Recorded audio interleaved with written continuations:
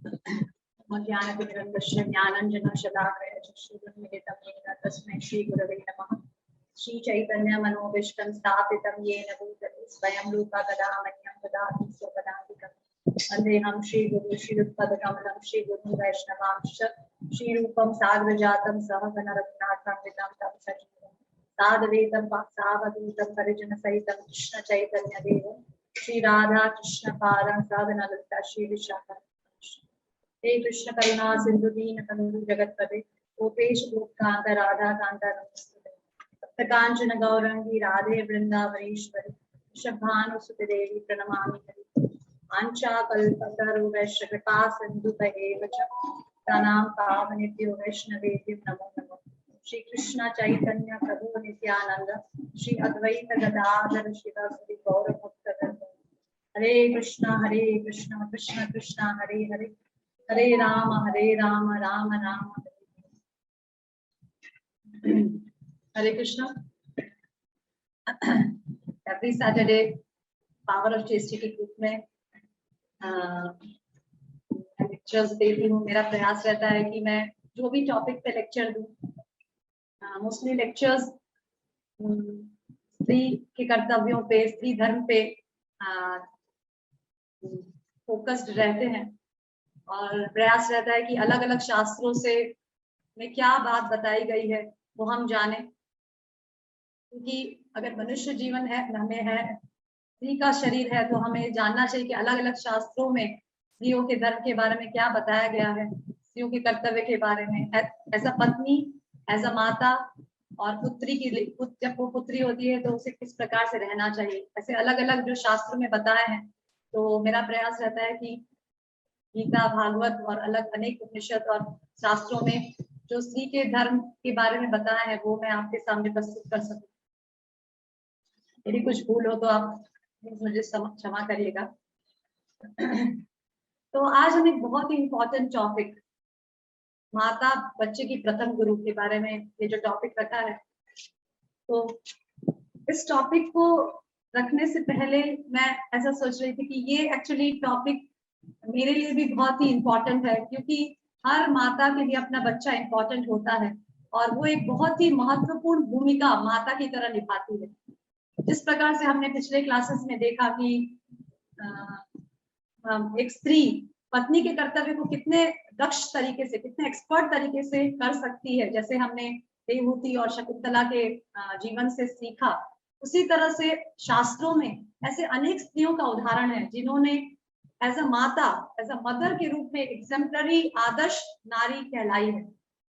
भागवतम में, महाभारत में, रामायण में ऐसे अनेक स्त्रियों का वर्णन है जिसमें उन्होंने बहुत ही एक्सपर्ट तरीके से अपने बच्चों का पालन पोषण किया है और फिर उनका बच्चों का पालन पोषण वैष्णव तरीके से कर उन्हें शुद्ध भक्त बनाकर वो स्वयं भी भगवत धाम जा सकी। ऐसे अनेक उदाहरण हम क्लास में एक दो उदाहरण डिस्कस करेंगे।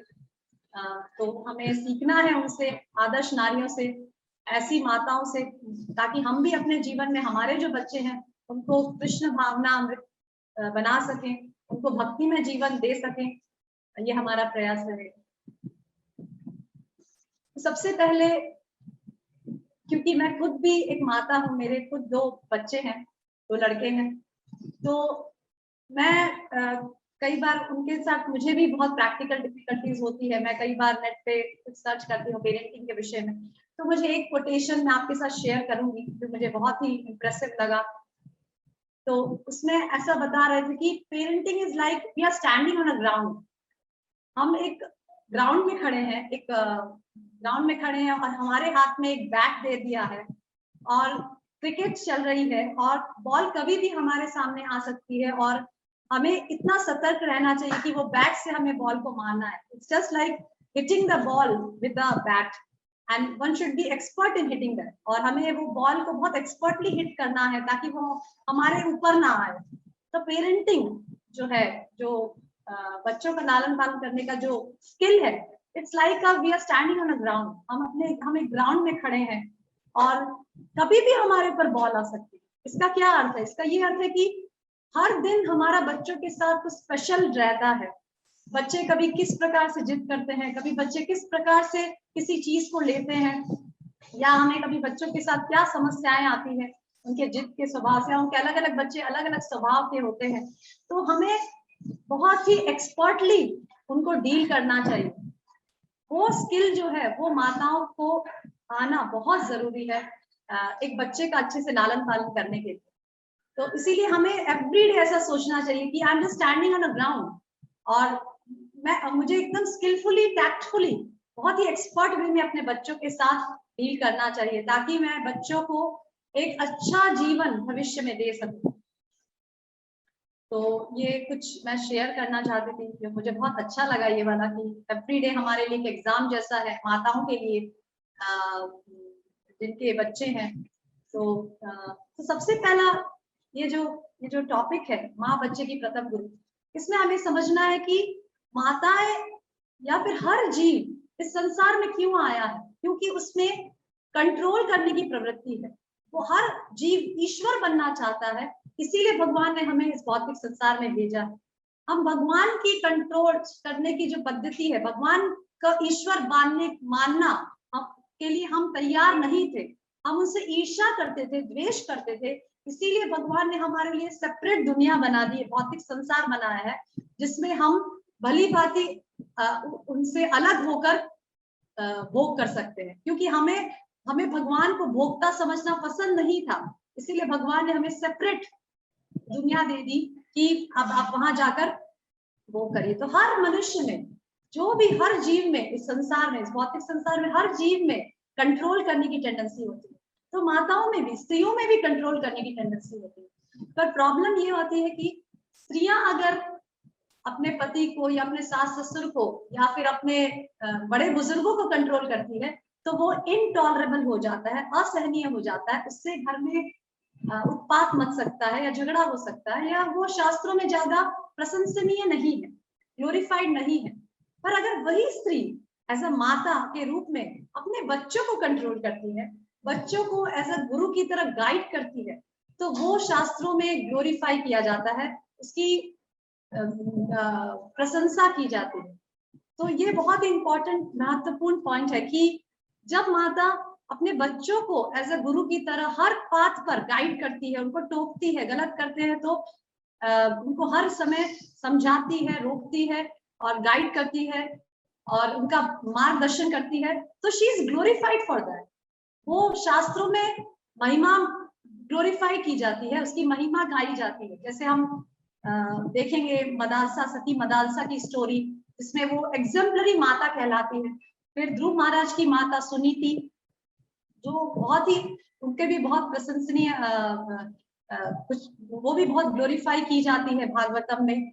और इस तरह से कयादु, जो प्रहलाद महाराज की माता थी, वो भी बहुत, उनके सबके शास्त्रों में नाम आते हैं।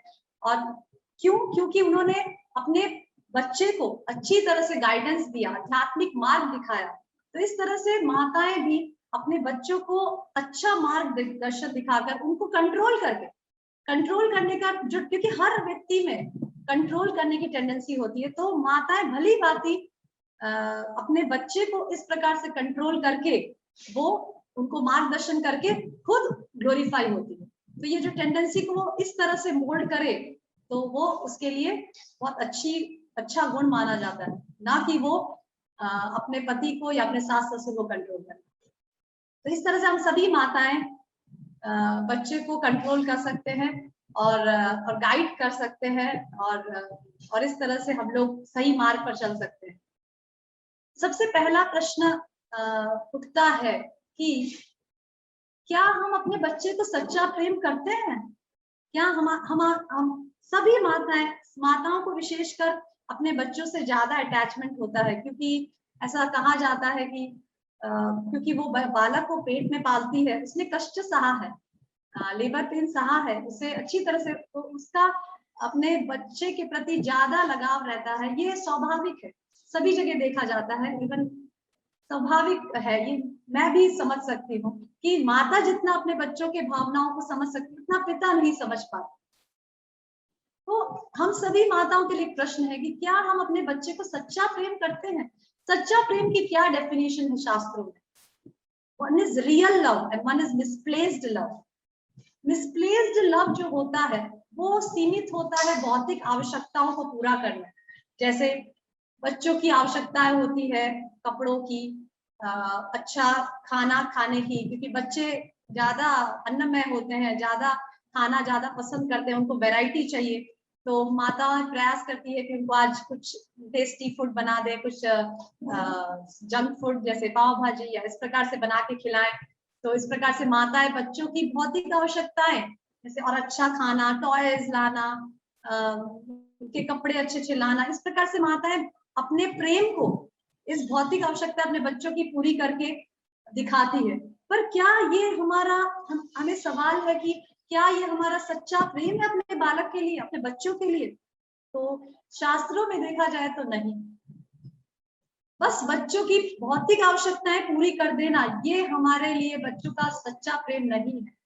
रियल लव क्या है? शास्त्र के अनुसार रियल लव ये होता है जब हम बच्चे को कृष्ण भावना अमृत बनने के लिए ट्रेनिंग देते हैं, शिक्षा देते हैं उन्हें, क्योंकि शास्त्र में बताया कि पुनरअपि जननम पुनरअपि मरणम, ये जो साइकिल है, जन्म मृत्यु जरा व्याधि का जो साइकिल है, अगर हम अपने बच्चे को इस साइकिल से हट जाने के, साइकिल से समाप्त हो जाने का ट्रेनिंग देते हैं तो वो हमारे लिए बच्चे का सच्चा प्रेम है। तो इस तरह से बच्चे की आध्यात्मिक प्रगति कराना हमारे लिए करना वो हमारे लिए बच्चे का सच्चा प्रेम है। उसी तरह से भगवत गीता में हम देखेंगे 2nd चैप्टर में जब अर्जुन और कृष्ण का संवाद हो रहा है तो अर्जुन कृष्ण से कहते हैं, एक श्लोक आता है 2.1 में, व्हाट इज कंपैशन। तो अर्जुन कंपैशन, सामने वाले पार्टी को करुणा दिखा के अश्रु बहाते हैं। तब कृष्णा कहते हैं अर्जुन से, कुतस्त्व कश्मलमिदम्, इस प्रकार की करुणा तुम्हारे अंदर कैसे आ गई? ये करुणा सच्ची करुणा नहीं है। This is compassion for the outward dress. ये करुणा जो तुम दिखा रहे हो तुम्हारे सामने वाले पार्टी को, ये सच्ची करुणा नहीं, ये तो सिर्फ बाहरी शरीर के लिए करुणा है। ये तो इस प्रकार से करुणा है जैसे एक व्यक्ति, अगर कोई व्यक्ति डूब रहा है तो और कोई व्यक्ति तट पर खड़ा है तो वो व्यक्ति, डूबते हुए व्यक्ति का सिर्फ आउटवर्ड ड्रेस कपड़ा लेकर आ जाए तो क्या वो व्यक्ति, डूबता हुआ व्यक्ति बच जाएगा? नहीं, तो नहीं बच पाएगा, क्योंकि सिर्फ कपड़े को बचाया गया है, ना कि उसके शरीर को। उसी तरह से सच्ची करुणा क्या है? भगवान बताते हैं भगवत गीता में अर्जुन को कि सच्ची करुणा वो है जो जिससे हम दूसरे जीवों की आध्यात्मिक प्रगति करते हैं। जैसे बहुत सारे उदाहरण शास्त्र, इवन लाइव उदाहरण है हमारे शिला प्रभुपाद। शिला प्रभुपाद चाहते तो वृंदावन में रहकर अपने वृद्ध अवस्था में रहकर धाम में बिता सकते थे, पर शिला प्रभुपाद ने ऐसा नहीं किया। शिला प्रभुपाद ने 70 इयर्स की एज में फॉरेन कंट्रीज में जाकर सच्ची करुणा दिखाई ऐसे लोगों के प्रति जो चार जो नियम है, no meat eating, no gambling, no illicit sex, no intoxication, ये पूरी तरह से करते थे। ऐसे लोगों को श्रील प्रभुपाद ने हरे कृष्ण महामंत्र दिया और सच्ची करुणा उन लोगों को दिखाई। उसी तरह से अनेक उदाहरण शास्त्र में पाए जाते हैं सच्ची करुणा के।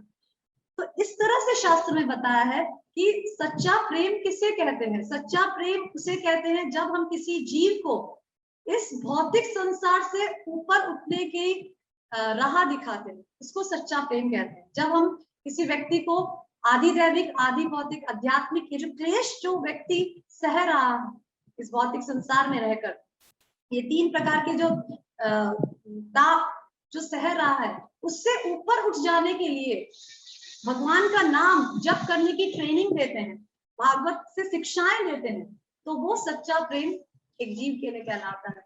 तो क्या हम अपने बच्चे को इस प्रकार से प्रेम कर रहे हैं? ये हमारा सवाल हम सभी माताओं को सोचना चाहिए कि अगर इस बच्चे को, और बहुत इंपॉर्टेंट चीज है कि अगर कोई जीव हमें भगवान ने दिया है तो उसके लिए सबसे बड़ी सर्विस हमारे लिए ये होगी कि हम उस जीव का इस भौतिक संसार से उद्धार करें, और ये पेरेंट्स की बहुत बहुत इंपॉर्टेंट रिस्पॉन्सिबिलिटी है। सेकेंड क्वेश्चन मेरा ये है कि क्या सही में हम रिस्पॉन्सिबल पेरेंट्स हैं? जब हम किसी से किसी पेरेंट से इस प्रकार से बोलते हैं, अगर बोलते हैं कि आप रिस्पॉन्सिबल पेरेंट्स नहीं हैं, तो हमें बहुत बुरा लग जाता है, ये सोच के कि क्यों मैं अपने बच्चे को सब तरह से ध्यान रखता हूँ, वो स्कूल में पढ़ाई करता है कि नहीं, स्कूल में जब उसकी टेस्ट आती है तो वो अच्छे मार्क्स से पास होता है कि नहीं, तो इस तरह से, और उसकी क्या क्या आवश्यकताएं हैं, सब तरह से मैं एक रिस्पॉन्सिबल पेरेंट की तरह, माताएं सोचती है एक रिस्पॉन्सिबल मदर की तरह मैं उसका ध्यान रखती हूँ, उसे सुबह टाइम पे दूध देना, नाश्ता देना, जो भी वो मांगे वो देना, तो इस तरह से हम कैसे रिस्पॉन्सिबल पेरेंट्स नहीं है। तो हमें इस प्रकार से सोचना है कि शास्त्र क्या कहता है, एक रिस्पॉन्सिबल पेरेंट की क्या डेफिनेशन, एक रिस्पॉन्सिबल मदर की क्या डेफिनेशन। और हमें ये चीज प्रश्न हो सकता है कि यहाँ पे माता को क्यों इतना ज्यादा जोर दिया जा रहा है, क्योंकि जो बच्चे होते हैं वो बचपन में मैक्सिमम समय माता के साथ बिताते हैं, क्योंकि बच्चा जो पिता होता है वो बाहर जॉब करता है, और जब बच्चा छोटा होता है दूध पीता है तो माँ से उसका अटैचमेंट ज्यादा होता है, इसीलिए अधिकतर चीजें माँ से सीखता है बचपन में, और फिर शास्त्रों के अनुसार वो बड़ा होने के बाद अपने गुरु के शरण में जाके गुरु से शिक्षाएं प्राप्त करता है। तो इसीलिए हमें माता की भूमिका एक बच्चे के लिए बहुत इंपॉर्टेंट गिनी गई है, और स्पेशली माता एक प्रथम गुरु की तरह श्रेणी दी गई है शास्त्रों में। तो पॉइंट हमारा ये है कि क्या पेरेंट्स, क्या हम रिस्पॉन्सिबल पेरेंट्स हैं, शास्त्र क्या कहता है। शास्त्र बताता है कि एक बच्चा जो होता है वो गीली मिट्टी के समान है, he is like a soft clay, we can mould him in any way. हम जिस प्रकार से एक गीली मिट्टी होती है उसे हम किसी भी प्रकार से शेप दे सकते हैं। जो कुम्हार होता है वो गीली मिट्टी से कभी घड़ा बना देता है, कभी गीली मिट्टी को शेप देकर कुछ और घड़े के अलावा कुछ और टाइप की डिजाइन के बर्तन बना देता है। तो उसी तरह से बच्चे भी होते हैं, बच्चे एक जैसे खाली स्लेट होती है, खाली ब्लैक बोर्ड होता है, उसमें हम चाहे तो कुछ भी लिख सकते हैं। उसी तरह से बच्चों का हृदय भी एक खाली स्लेट की तरह होता है, और जो माता पिता होते हैं, जो पेरेंट्स होते हैं, वो उस पर चाहे तो कुछ भी लिख सकते हैं, कुछ भी शेप दे सकते हैं अपने बच्चे को, क्योंकि वो बहुत सरलता से शेप पकड़ लेता है। इसीलिए बता दें कि it is easy to teach new tricks to old dog. कुछ नई चीजें अगर सिखाना है तो बच्चे को सरलता से सिखाई जा सकती है। Sorry, difficult to teach new tricks to old dog, ऐसे कहावत है कि नई चीजें एक बूढ़े लोगों को सिखाना बहुत मुश्किल है, पर नई चीजें बच्चों को सिखाई जा सकती है। तो ये चीज हमें समझना बहुत जरूरी है। और एक रिस्पॉन्सिबल पेरेंट किसे कहते हैं, शास्त्र बताता है, श्लोक आता है श्रीमद् भागवतम में 5th कैंटो में, गुरु न सस्यात् स्वजनो न सस्यात् पिता न सस्यात् जननी न सस्यात् नमोचयति समुपेतमृतयम्। तो ये श्लोक बताता है कि if one can not deliver his dependence, अगर कोई व्यक्ति अपने डिपेंडेंस को, अगर कोई पिता, अगर कोई माता, अगर कोई गुरु, या अगर कोई हस्बैंड पति अपने डिपेंडेंस को, डिपेंडेंस मीन जो उसके आश्रय में, जैसे पति के आश्रय में पत्नी होती है, गुरु के आश्रय में शिष्य होता है, माता पिता के आश्रय में बच्चे होते हैं, तो अगर वो अपने डिपेंडेंस को इस भौतिक संसार के जन्म मृत्यु के चक्कर से नहीं उठा सकता, तो फिर उसे पिता, माता, पति या गुरु बनने का अधिकार नहीं है। तो ऐसे स्ट्रेट शब्दों में शास्त्रों में ये चीज बताई गई है। तो हमें सोचना है कि क्या हम रिस्पॉन्स सही में उस माता पिता बनने लायक हैं, क्या हम अपने बच्चों को इस प्रकार से मार्ग दिखा पा रहे हैं ताकि वो जन्म मृत्यु के चक्कर से उठ सके, तभी हम शास्त्रों के अनुसार माता पिता बनने के योग्य हैं। तो इस तरह से ये बहुत इंपॉर्टेंट पॉइंट है। इसमें मैं कुछ एक स्लाइड दिखाना चाहूंगी।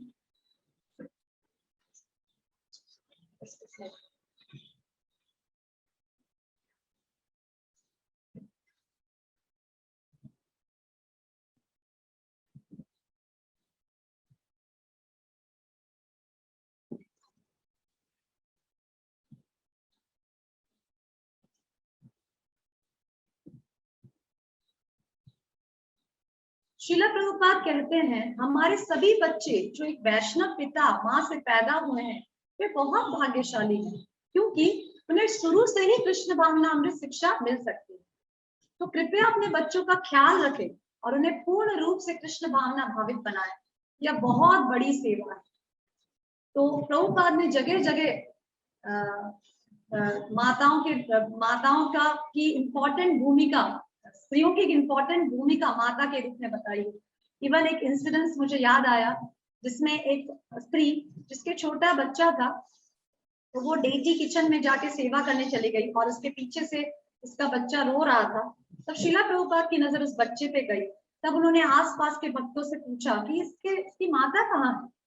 तब श्रीला प्रभुपाद को बताया कि इसकी माता अंदर अच्छे विग्रह की सेवा कर रही है, उनके लिए भोजन बना रही है। तब श्रीला प्रभुपाद ने कहा कि नहीं, इसकी माता को तुरंत बुलाओ और उसे कहो कि इस बच्चे का ध्यान रखें, क्योंकि चिल्ड्रन आर द लीडर्स। माता के लिए बच्चे ही विग्रह है, बच्चों की सेवा करना ही विग्रह सेवा है। वही एक इम्पोर्टेंट सेवा है जो भगवान ने उसको दी है। ये बहुत इंपॉर्टेंट हमें समझना कि जब हम इस्कॉन से जुड़ते हैं और भगवान की सेवा में लगते हैं तो अनेक प्रकार की सेवाएं हमें इस्कॉन मैनेजमेंट वाले या दूसरे भक्त लोग देते हैं। पर ये जो सेवा है बच्चे का लालन पालन करना और बच्चे का तो कृष्ण भावना अमृत बनाना, ये सेवा डायरेक्टली कृष्णा ने हमें दी है। स्वयं कृष्णा ने इस जीव को हमें गिफ्ट के रूप में दिया है। तो इस सेवा को इग्नोर करके जो भगवान ने स्वयं हमें दी है उस सेवा को ठीक तरह से नहीं करके अन्य दूसरी सेवाएं करना, ये बिल्कुल सही नहीं है। हमें सबसे पहले जो जीव भगवान ने हमें एज ए गिफ्ट दिया है उसके लालन पालन में सबसे ज्यादा प्रायोरिटी देनी चाहिए, क्योंकि हर जीव की कुछ प्रायोरिटीज सेट होती है। इसी तरह से एक स्त्री को अपने जीवन में कुछ प्रायोरिटी सेट करना चाहिए, वो बहुत ही इंपॉर्टेंट है। जैसे पति की सेवा, बच्चों को ठीक तरह से परवरिश करना, ये सब एक माता के लिए, एक स्त्री के लिए प्राइम प्रायोरिटीज होनी चाहिए, मुख्य प्रायोरिटीज होनी चाहिए।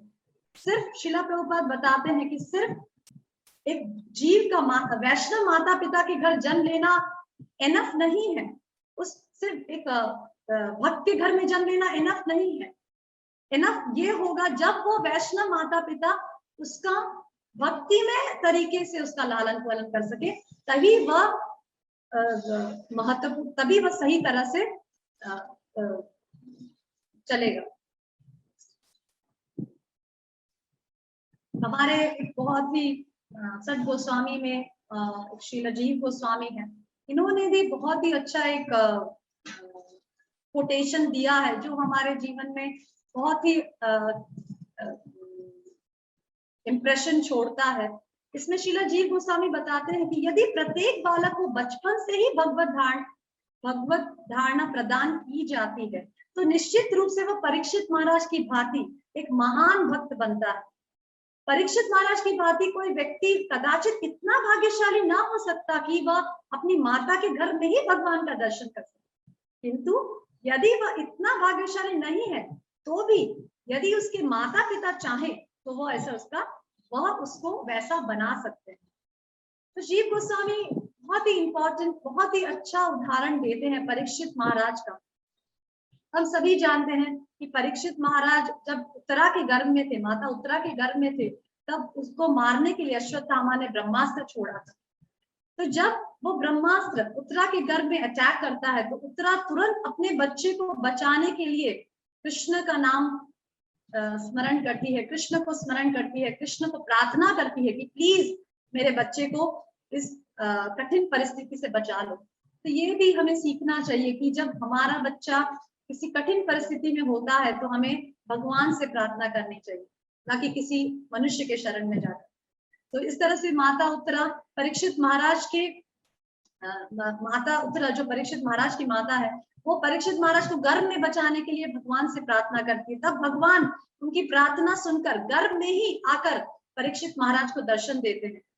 तो परीक्षित महाराज को गर्भ से ही भगवान के दर्शन प्राप्त है और गर्भ से ही वो शुद्ध भक्त बन जाते हैं भगवान के दर्शन पाकर।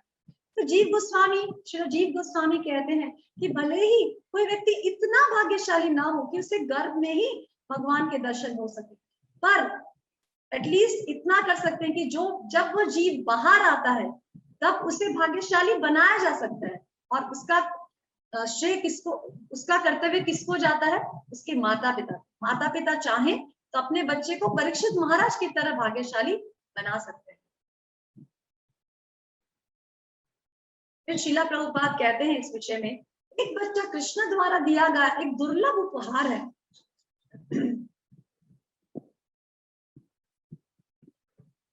लेकिन साथ ही साथ एक बड़ी जिम्मेदारी भी है। प्रत्येक माता पिता की जिम्मेदारी है कि वह देखे कि उनका बच्चा कृष्ण भावना भावित हो रहा है। शीला प्रभुपाद इसमें बहुत जोर दे रहे हैं कि एक माता पिता की बहुत बड़ी जिम्मेदारी होती है कि उसका जो बच्चा है वो कृष्ण भावना भावित बने। और हम डिस्कस करेंगे, एक्चुअली कुछ समय पहले मैंने पेरेंटिंग सेमिनार लिया था, उसमें एक्चुअली 2 दिन का सेमिनार था, 2 घंटे का, तो इतना कुछ तो हम इस क्लास में डिस्कस नहीं कर पाएंगे। तो भविष्य में हम पेरेंटिंग कोर्स मैं फिर से करना चाहूंगी।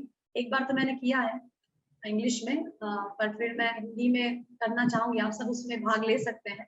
उसमें बहुत डिटेल में मैंने प्रैक्टिकली कैसे हम अपने बच्चे को कृष्ण भावना भावित में ला सकते हैं, क्या क्या कठिनाइयां आती है, उससे हमें किस प्रकार से फेस करना चाहिए, वो सब बहुत डिटेल में हमने चर्चा की।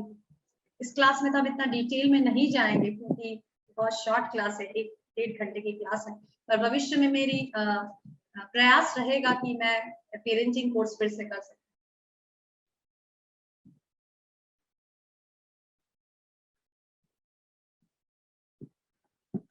तो ये भी शीला प्रभुपाद के द्वारा स्लाइड है जिसमें बताते हैं शीला कि पेरेंट कौन हो सकता है। भक्ति के पथ का अभ्यास करने वाले माता पिता के लिए मुख्य अभियान अपने बच्चों को कृष्ण के लिए प्रति जागरूक करना है। ये सभी भक्त माता पिता के लिए सबसे बड़ी जिम्मेदारी है। श्रीमद् भागवत में कहा गया है कि जो बार बार जन्म और मृत्यु के चक्र से बच्चों को नहीं बचा सकता, उसे कभी भी माता पिता नहीं बनना चाहिए। तो हमें सोचना चाहिए कि विवाह के समय जब एक स्त्री और पुरुष का संबंध जुड़ता है तो उसका एक महत्वपूर्ण उद्देश्य है बच्चे का आना।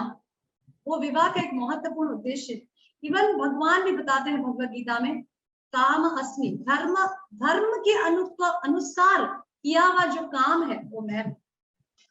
तो धर्म के अनुसार जब व्यक्ति स्त्री पुरुष का संबंध होता है तो उससे जो बच्चे उत्पन्न होते हैं वह सही में धर्म का पालन करते हैं। ये हम इसी क्लास में आगे डिस्कस करेंगे कि क्या क्या परेशानियां आती है अगर धर्म के अनुसार काम नहीं करके अधर्म को रखकर अगर हम बच्चे उत्पन्न करते हैं तो उसका शास्त्रों में उल्लेख है कि क्या उसकी फॉल्स होते हैं, क्या उसके नुकसान होते हैं।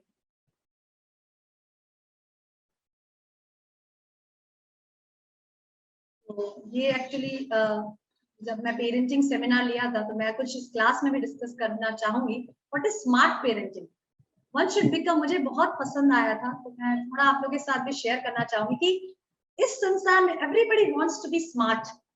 हम सभी लोग, अगर जब से हमें कोई बोलता है कि यू आर वेरी स्मार्ट तो हमें बहुत प्रसन्नता होती है ये वर्ड सुनकर।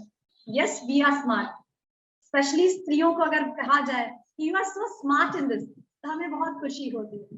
तो how to become a smart parent हमें सीखना चाहिए। तो ये एक सन्यासी है इस्कॉन के, रोमपाद स्वामी, तो इन्होंने बहुत अच्छी तरह से स्मार्ट वर्ड को एज अ पेरेंट कैसे बनना है तो बहुत अच्छी तरह से एक एक शब्द को बताया है। तो मैं कुछ संक्षेप में यहाँ पे डिस्कस करना चाहूंगी। First is S. S refers to service, that is seva. Next is M. M refers to, M बताता है महाजनो ये न गता स पंथा। A for affection, स्नेह। R for responsibility, उत्तरदायित्व। और T for training, प्रशिक्षण।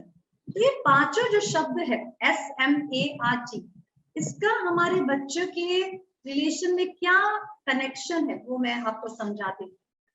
S for service, तो हमें समझना चाहिए कि parenting is a very big service. Actually parenting एक बहुत बड़ी सेवा है। हमें ऐसा नहीं समझना चाहिए कि ये जो बच्चा है वो हमारी प्रॉपर्टी बन गया है और मैं इसको पूरी तरह से अपने कंट्रोल में कर लूंगी और मेरी इतनी सारी जो ड्रीम्स है इस बच्चे के लिए वो पूरी होनी चाहिए, मेरे इस बच्चे के ये सब एक्सपेक्टेशंस हैं जो पूरा होना चाहिए। तो ऐसा बताते हैं कि जैसे बच्चा जो जीव होता है उसे हमें इस प्रकार से नहीं पालन, उस प्रकार से बड़ा नहीं करना है, ये सोच के कि अच्छा बेटा तुझे तेरे लिए मैंने ये किया, तेरे लिए मैंने वो किया, अब मेरे ये सब ड्रीम्स है, ये सब सपने मैंने तेरे लिए देखे जो तुझे पूरे करने हैं, ये सब मेरी एक्सपेक्टेशंस है जो तुझे फुलफिल करनी है। अगर हम इस प्रकार से अपने बच्चे का लालन पालन करते हैं तो that will create a big suffering for us. ये एक बहुत बड़े सफरिंग में एंड होने वाला है, हम बहुत सफर होने वाले हैं, दुख पाने वाले हैं अगर हम इस प्रकार से अपने बच्चे को बड़ा करते हैं। हमें इस प्रकार से बच्चे को बड़ा नहीं करना है, हमें उस जीव को एक सेवा की तरह, जैसे मैंने आपको बताया कि हमें ऐसे सोचकर बच्चे को बड़ा करना है कि ये जीव भगवान ने मुझे एज अ गिफ्ट प्रदान किया है, क्योंकि अब इस जीव को भगवान ने मुझे दिया है जो 84 लाख योनियों के बाद मेरे पास आया है, तो मेरा कर्तव्य बनता है, मेरी सेवा है कि इस जीव को यथाशक्ति कृष्ण भावना एटमोस्फियर देकर बड़ा करूं ताकि वो भक्ति में जीवन कर पालन कर ये जन्म उसका आखिरी हो और वो इस भौतिक संसार से छूट जाए। तो ये चीज हमें एज अ सेवा करनी है, ना कि उस बच्चे को पूरी तरह से कंट्रोल में करके और दुनिया भर के एक्सपेक्टेशंस और ड्रीम्स अपने खुद के सेटिस्फैक्शन के लिए रखना, ये गलत तरीका है बच्चे का लालन पालन करने। बच्चे को ऐसा सोचना है कि ये एक स्पिरिट सोल है जो भगवान ने मुझे दिया है, और हर बच्चे की, जैसे कई बार माता पिता कहते हैं कि मेरा बच्चा तो मैंने बहुत इसको भक्ति में वातावरण दिया पर ये मेरे हिसाब से जप नहीं कर रहा है, तो ये हमें सोचना है कि हम प्रयास कर सकते हैं एक जीव को भक्ति में लाने के लिए। जैसे हम कई बार प्रचार के लिए जाते हैं, जैसे कई बार प्रचार करते हैं, लड़कियों को क्लास लेती हूँ, उसमें से बहुत सारी लड़कियां आती हैं, बहुत प्रयास करते हैं कि कोई व्यक्ति कोई लड़कियां जप करना शुरू करे, कोई पर हम देखते हैं कि 50-60 लड़कियां आती है, सुनते हैं गीता, सुनते हैं भागवत, सुनते हैं, पर उसमें से मुश्किल से 1 या 2 ही जप पे आते हैं या जप करना शुरू करते हैं। तो हम प्रयास कर सकते हैं और जीवों के लिए प्रार्थना कर सकते हैं, प्रचार में हम यही कर सकते हैं। उसी तरह से इसी चीज को हमें बच्चे के लिए भी लागू करना है कि हमारे ये जो जीव है, मैं प्रयास कर सकती हूँ, प्रार्थना कर सकती हूँ भगवान से कि मेरा जो बच्चा है वो कृष्ण भावना भावित हो, मेरा बच्चा कृष्ण भक्त बने, मैं प्रयास कर सकती हूँ। पर अल्टीमेटली हमें समझना है कि ये जो बच्चा है वो पिछले जन्म में अपने कुछ कर्म और अपने कुछ संस्कार लेकर इस जन्म में मेरे पास आया है, इसीलिए वो जो पहले के जो संस्कार हैं और जो पहले के जो उसके जो स्वभाव है उसे मैं नहीं बदल सकती, उसे मैं पूरी तरह से खत्म नहीं कर सकती, मैं सिर्फ उसको हेल्प कर सकती हूँ भगवत धाम जाने के लिए, ना कि मैं पूरी तरह से उसे कंट्रोल कर, ऐसा नहीं कर सकती। तो this is very important. Second thing is महाजनो, एम फॉर महाजनो ये न गता सपंथ। महाजनो ये न गता सपंथा का अर्थ है कि हम सब लोग जो ग्रेट पर्सनालिटीज हैं उनके पथ पर चलना चाहिए, उनके एग्जाम्पल से हमें सीखना चाहिए।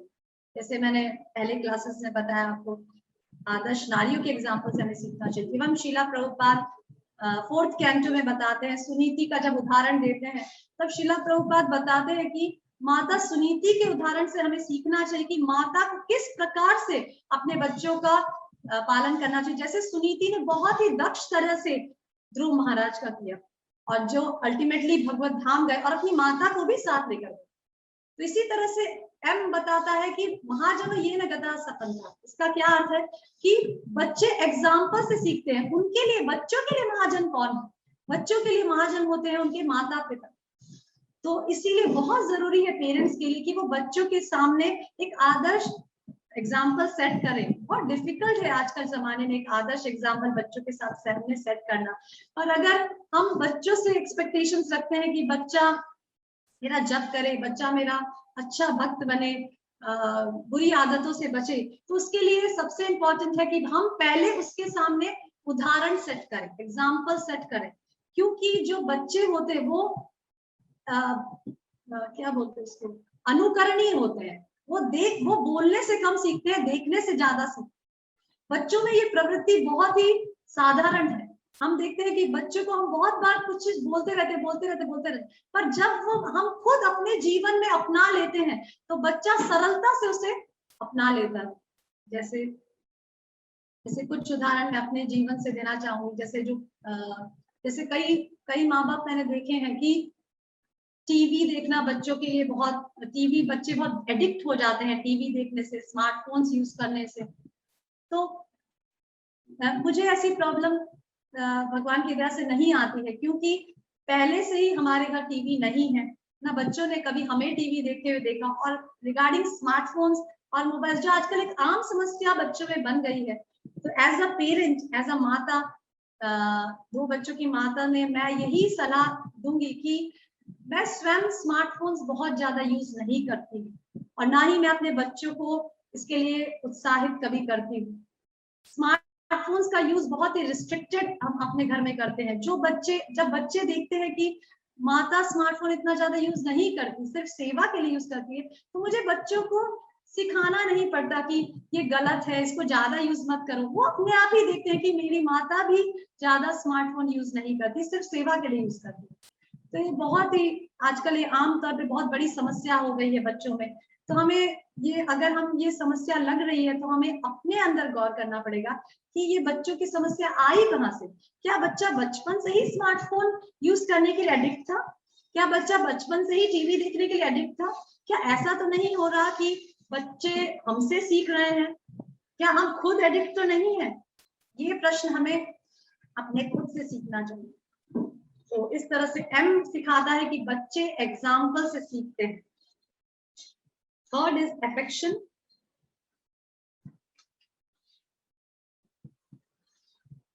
अफेक्शन जो बहुत इंपॉर्टेंट रोल प्ले करता है बच्चों के परवरिश करने में। स्नेह जो बच्चों को माता पिता दोनों देते हैं।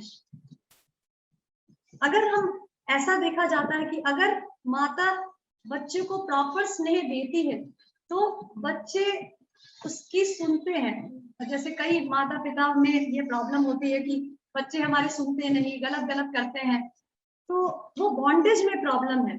अगर सही प्रकार से स्नेह माता ने अपने बच्चों को दिया है तो वो माता और बच्चे में एक बॉन्ड पैदा हो जाता है जो स्नेह पे टिका होता है। तब उसके बावजूद अगर माता अगर बच्चे को डांटती भी है तो भी बच्चा सुनता है और वो स्नेह के बॉन्डेज से इतना बंधा रहता है कि वो जैसे आजकल परेशानियां होती है कि बच्चा मेरा सुनता नहीं और गलत मार्ग पे जाता है, और तो हमें सोचना है कि क्या मेरे और बच्चे में मैंने बॉन्ड क्रिएट किया है। बहुत इंपॉर्टेंट है एक माता के लिए अपने बच्चों को क्वालिटी टाइम देना।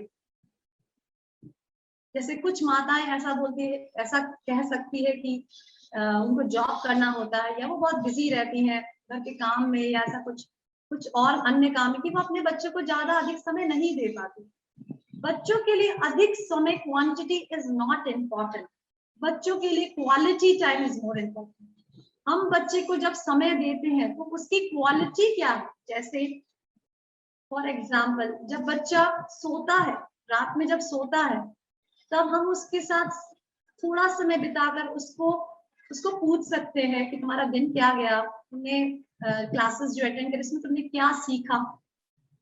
प्लस हम उसे कुछ स्टोरी सुना सकते हैं, कुछ रामायण महाभारत से कुछ कैरेक्टर्स की कथाएं सुना सकते हैं, भागवतम से कुछ ऐसे बच्चों की जैसे ध्रुव महाराज या प्रहलाद महाराज के चरित्र के बारे में बता सकते हैं। तो सिर्फ वो 10-15 मिनट का जो समय हम उसके सोने से पहले बिताते हैं वो उसके पूरे जीवन में एक स्ट्रॉन्ग फाउंडेशन का काम करता है।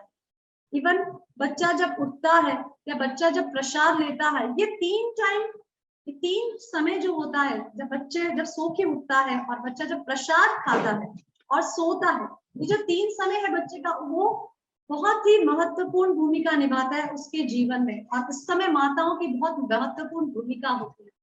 जब उसको प्रसाद खिलाने का समय आता है तब भी हम उसको क्वालिटी टाइम दे सकते हैं। तो ये जो 10, 15, 20 मिनट्स का जो क्वालिटी टाइम है वो बहुत घंटों तक की क्वांटिटी टाइम को भी मात दे देता है, इसके सामने कुछ नहीं। तो इसीलिए हमें समझना है कि बच्चे के साथ स्नेह बहुत इंपॉर्टेंट है, पर कुछ लिमिट तक।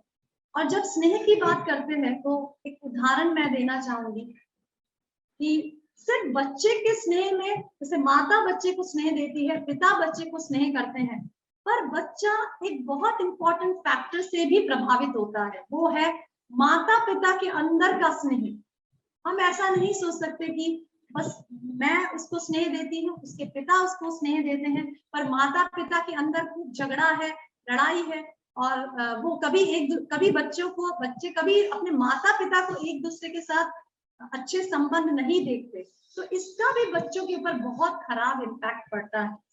जैसे एक भक्त है, वो मंदिर में आता है, तो एक अतिथि के रूप में मंदिर में आता है, तो एक दूसरा भक्त उसे प्रेम से प्रसाद खिलाता है, प्रेम से उसके साथ बात करता है, और फिर वो भक्त चला जाता है। उसके कुछ ही क्षण बाद दूसरा भक्त आता है, मंदिर का वो भक्त होता है, वो भी अतिथि के साथ बहुत प्रेम से बात करता है, और उसे उसके बारे में पूछता है, और उसे कुछ भक्ति के बारे में बातें बताता है, और प्रेम से उसके साथ व्यवहार करता है।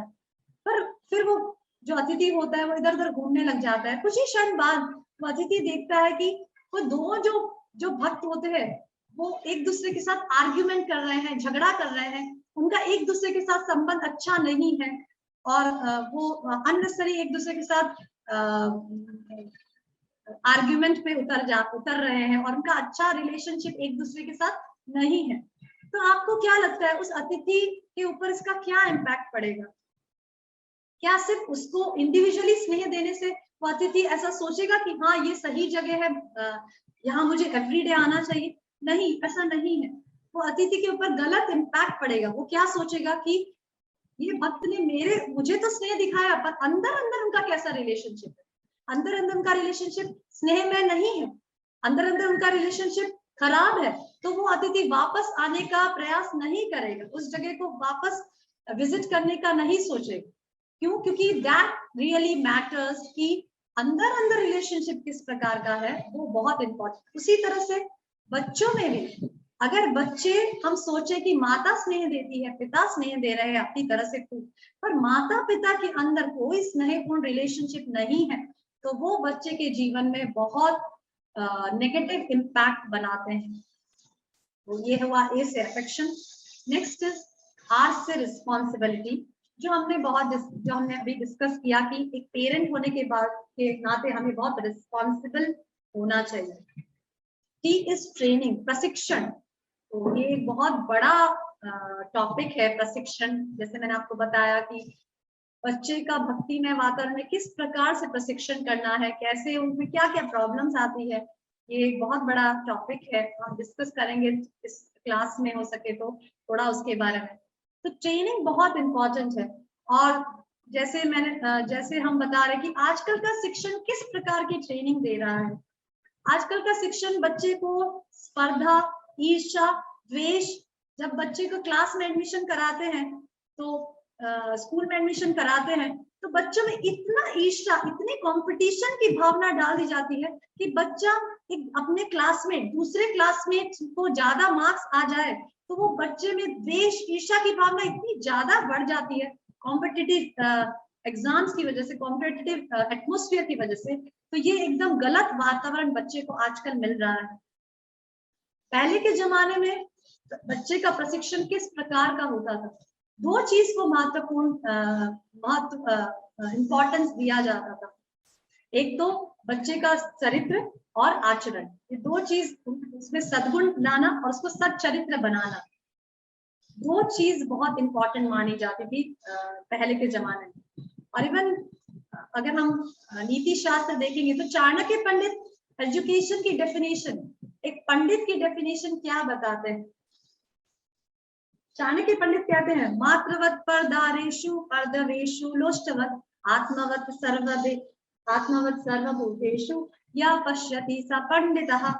चाणक्य पंडित नीति शास्त्र में बताते कि पंडित की क्या डेफिनेशन। श्रीला प्रभुपाद, इससे मुझे ध्यान आया कि श्रीला प्रभुपाद बताते हैं कि क्या व्यक्ति आजकल सही में एजुकेटेड है? नहीं, ऐसा नहीं है। क्यों? क्योंकि अगर व्यक्ति सही में एजुकेटेड है तो फिर एक एजुकेटेड व्यक्ति में इतने सारे अवगुण, इतने सारे झूठ बोलने की प्रवृत्ति, अधर्म करने की प्रवृत्ति, गलत आचरण की प्रवृत्ति, नशा करने की टेंडेंसी, ये सब कहाँ से आ रही है? दैट मीन्स कि वो जो शिक्षण है वो सही नहीं है। इसको शिक्षण नहीं कहते।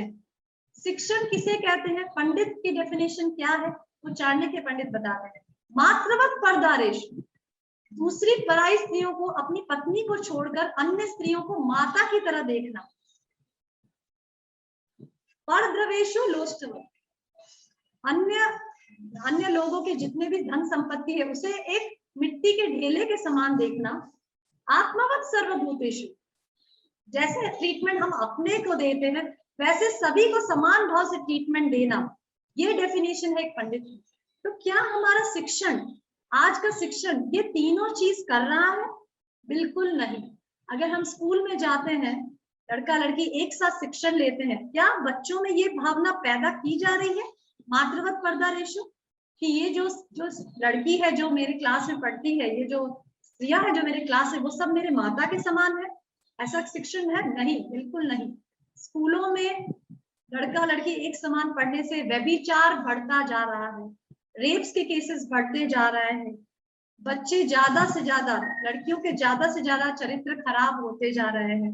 ये शिक्षण सही नहीं है। क्या हम दूसरों को दूसरे के धन को मिट्टी के ढेले के समान समझ रहे हैं? नहीं। एक व्यक्ति दूसरों के धन संपत्ति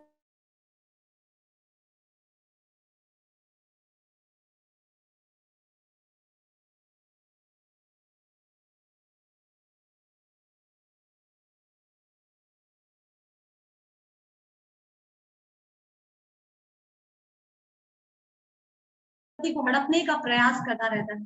क्या हम सभी को अपनी तरह ट्रीटमेंट? मॉडर्न शिक्षण से आए हैं, मैं भी भौतिक शिक्षा प्राप्त करके आई हूँ, मैं अच्छी तरह से समझ सकती हूँ, क्योंकि मेरा शिक्षण भी बड़े बड़े स्कूल्स में हुआ है, कि हम अभी भी उस कंपटीशन की भावना को नहीं छोड़ पा रहे हैं।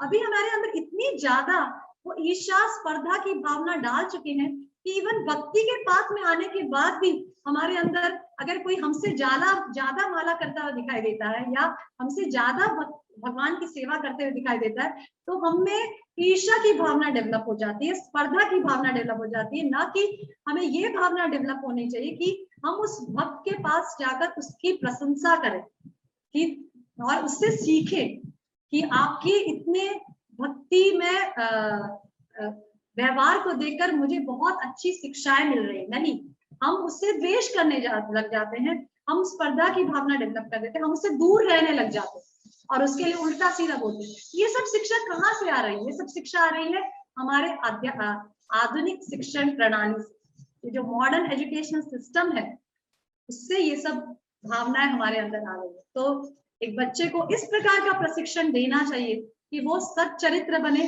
सद्गुण बने। इस प्रकार का शिक्षण बहुत जरूरी है।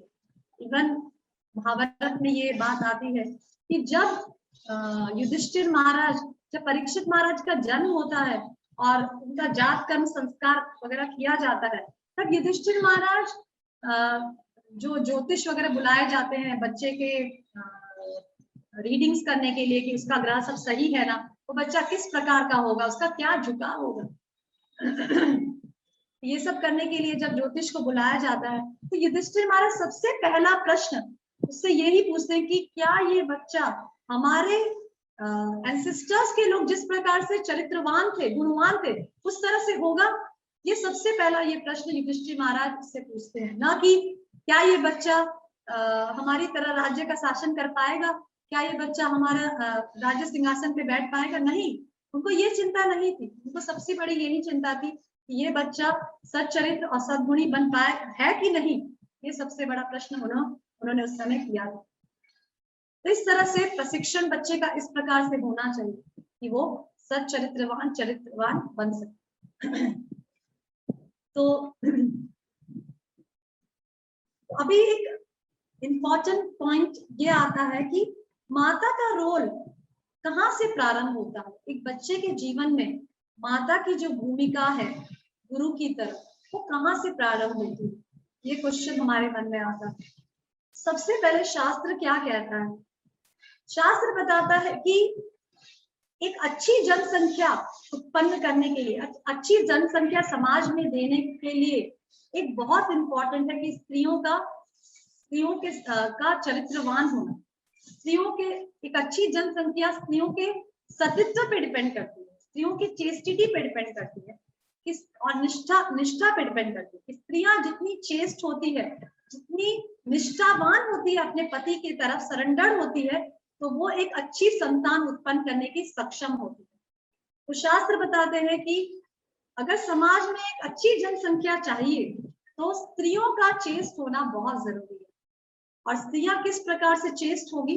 जब वो हमेशा किसी के अंडर में रहेगी, जैसे पुत्री के रूप में पिता के अंडर में, पत्नी के रूप में पति के अंडर में, और माता के रूप में पुत्र के अंडर में रहेगी, तब उसकी चेस्टिटी इंटैक्ट बनी रहेगी। स्त्रियों को की स्वतंत्रता शास्त्रों में अलाउड नहीं है, जैसे मैंने आपको बताया था, क्योंकि स्त्रियां बच्चों की तरह पतनोन्मुखी होती है, पतन के मार्ग में बहुत आसानी से गुमराह हो जाती है, इसीलिए स्त्रियों को स्वतंत्रता देना नहीं बताया है शास्त्र में।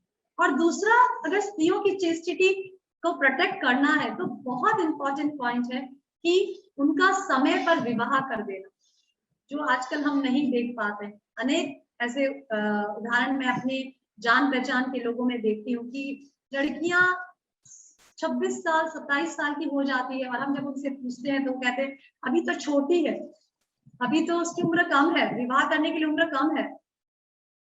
तो ये बहुत गलत है। समय पर स्त्री का विवाह कर देना, समय पर पुत्री का विवाह कर देना पिता का बहुत महत्वपूर्ण कर्तव्य है। अगर बेटी का विवाह समय पर नहीं किया जाता तो बहुत लाइकली ऐसा होता है कि वो गलत मार्ग पर जा सकती है, क्योंकि स्त्रियों में ऐसे इमोशंस कुछ समय जब वो प्यूबर्टी पार करती है तो स्त्रियों में, शास्त्र बताते हैं कि स्त्रियों में कुछ हार्मोनल चेंजेस ऐसे होते हैं कि उन्हें स्वाभाविक रूप से पर पुरुषों की तरफ अट्रैक्शन पैदा हो जाता है जब वो प्यूबर्टी स्टेज आती है। इसीलिए शास्त्रों में बताया गया है कि एक जो पिता होता है वो जब उसकी पुत्री छोटी होती तभी से वो अपने पुत्री के लिए योग्य वर ढूंढना शुरू कर देना चाहिए, और जब वो प्यूबर्टी पार करती है तो उसका विवाह कर देना चाहिए, ताकि उसका मन उससे पता चल जाए कि ये पुरुष मेरा पति है, और उसका मन केंद्रित हो जाए उस पुरुष में, ना कि वो इधर उधर भटकती रहे, इधर उधर अनेक युवक और पुरुषों को फ्लर्ट करती रहे और उनके साथ समय बिताए। ये बहुत जरूरी उत्तरदायित्व है। भले ही उसकी उम्र कम होने से उसे पियर में रहने के लिए सलाह दी गई है, उसमें कोई गलत नहीं है, पर उसे सही समय पर विवाह कर देना बहुत जरूरी है एक स्त्री की चेस्टिटी को बचाने के लिए। तो एक अच्छी संतान उत्पन्न करने के लिए फर्स्ट इंपॉर्टेंट पॉइंट है कि स्त्री की चेस्टिटी। सेकेंड इंपॉर्टेंट पॉइंट है कि माता का रोल कहाँ से प्रारंभ होता है? वो प्रारंभ होता है गर्भदान संस्कार से, क्योंकि गर्भदान संस्कार एक ऐसा संस्कार है जिसमें माता पिता मतलब हस्बैंड वाइफ दोनों संस्कार में बैठते हैं एक ऐसे सोल को आकर्षित करने के लिए जो अच्छा हो, जो पायस हो, जो पुण्यशाली हो, जो पुण्यशाली जीव है, उसे आकर्षित करने के लिए हस्बैंड वाइफ गर्भदान संस्कार करते हैं। तो वहां से पेरेंटिंग, वहां से माता पिता का उत्तरदायित्व एक बच्चे के लिए शुरू हो जाता है। तो इसमें हम शास्त्र से एक उदाहरण देखते हैं, जैसे कई लोग कह सकते हैं कि गर्भदान संस्कार इतना इंपॉर्टेंट क्यों है, किसी भी समय पर लड़का लड़की संभोग कर सकते हैं, इससे क्या फर्क पड़ता है? तो इसका उदाहरण बहुत ही अच्छा उदाहरण बताते हैं दिति के बारे में। दिति जो थी वो कश्यप मुनि की पत्नी थी, और दिति ने गलत समय पर कश्यप मुनि को अप्रोच किया संतान प्राप्ति के लिए, और कश्यप मुनि भी उसकी बातों से हिल गए और अपना जो धैर्य है खो बैठे और धर्म का आचरण नहीं कर पाए, और फिर दोनों के संभोग से हिरण्यकशिपु और हिरण्याक्ष जैसे बड़े बड़े राक्षस पैदा हुए। तो हम देख सकते हैं कि इस प्रकार से गर्भदान संस्कार ना करके और उचित समय पर संभोग ना करके अगर हम कुछ संतान पैदा करते हैं तो वो राक्षसी स्वभाव की हो सकती है। इसीलिए माता पिता का उत्तरदायित्व तो वहीं से शुरू हो जाता है, उनका रोल वहीं से आरंभ हो जाता है कि अगर अच्छी संतान पैदा करना है तो संस्कार करके एक पुण्यशाली जीव को आकर्षित करना।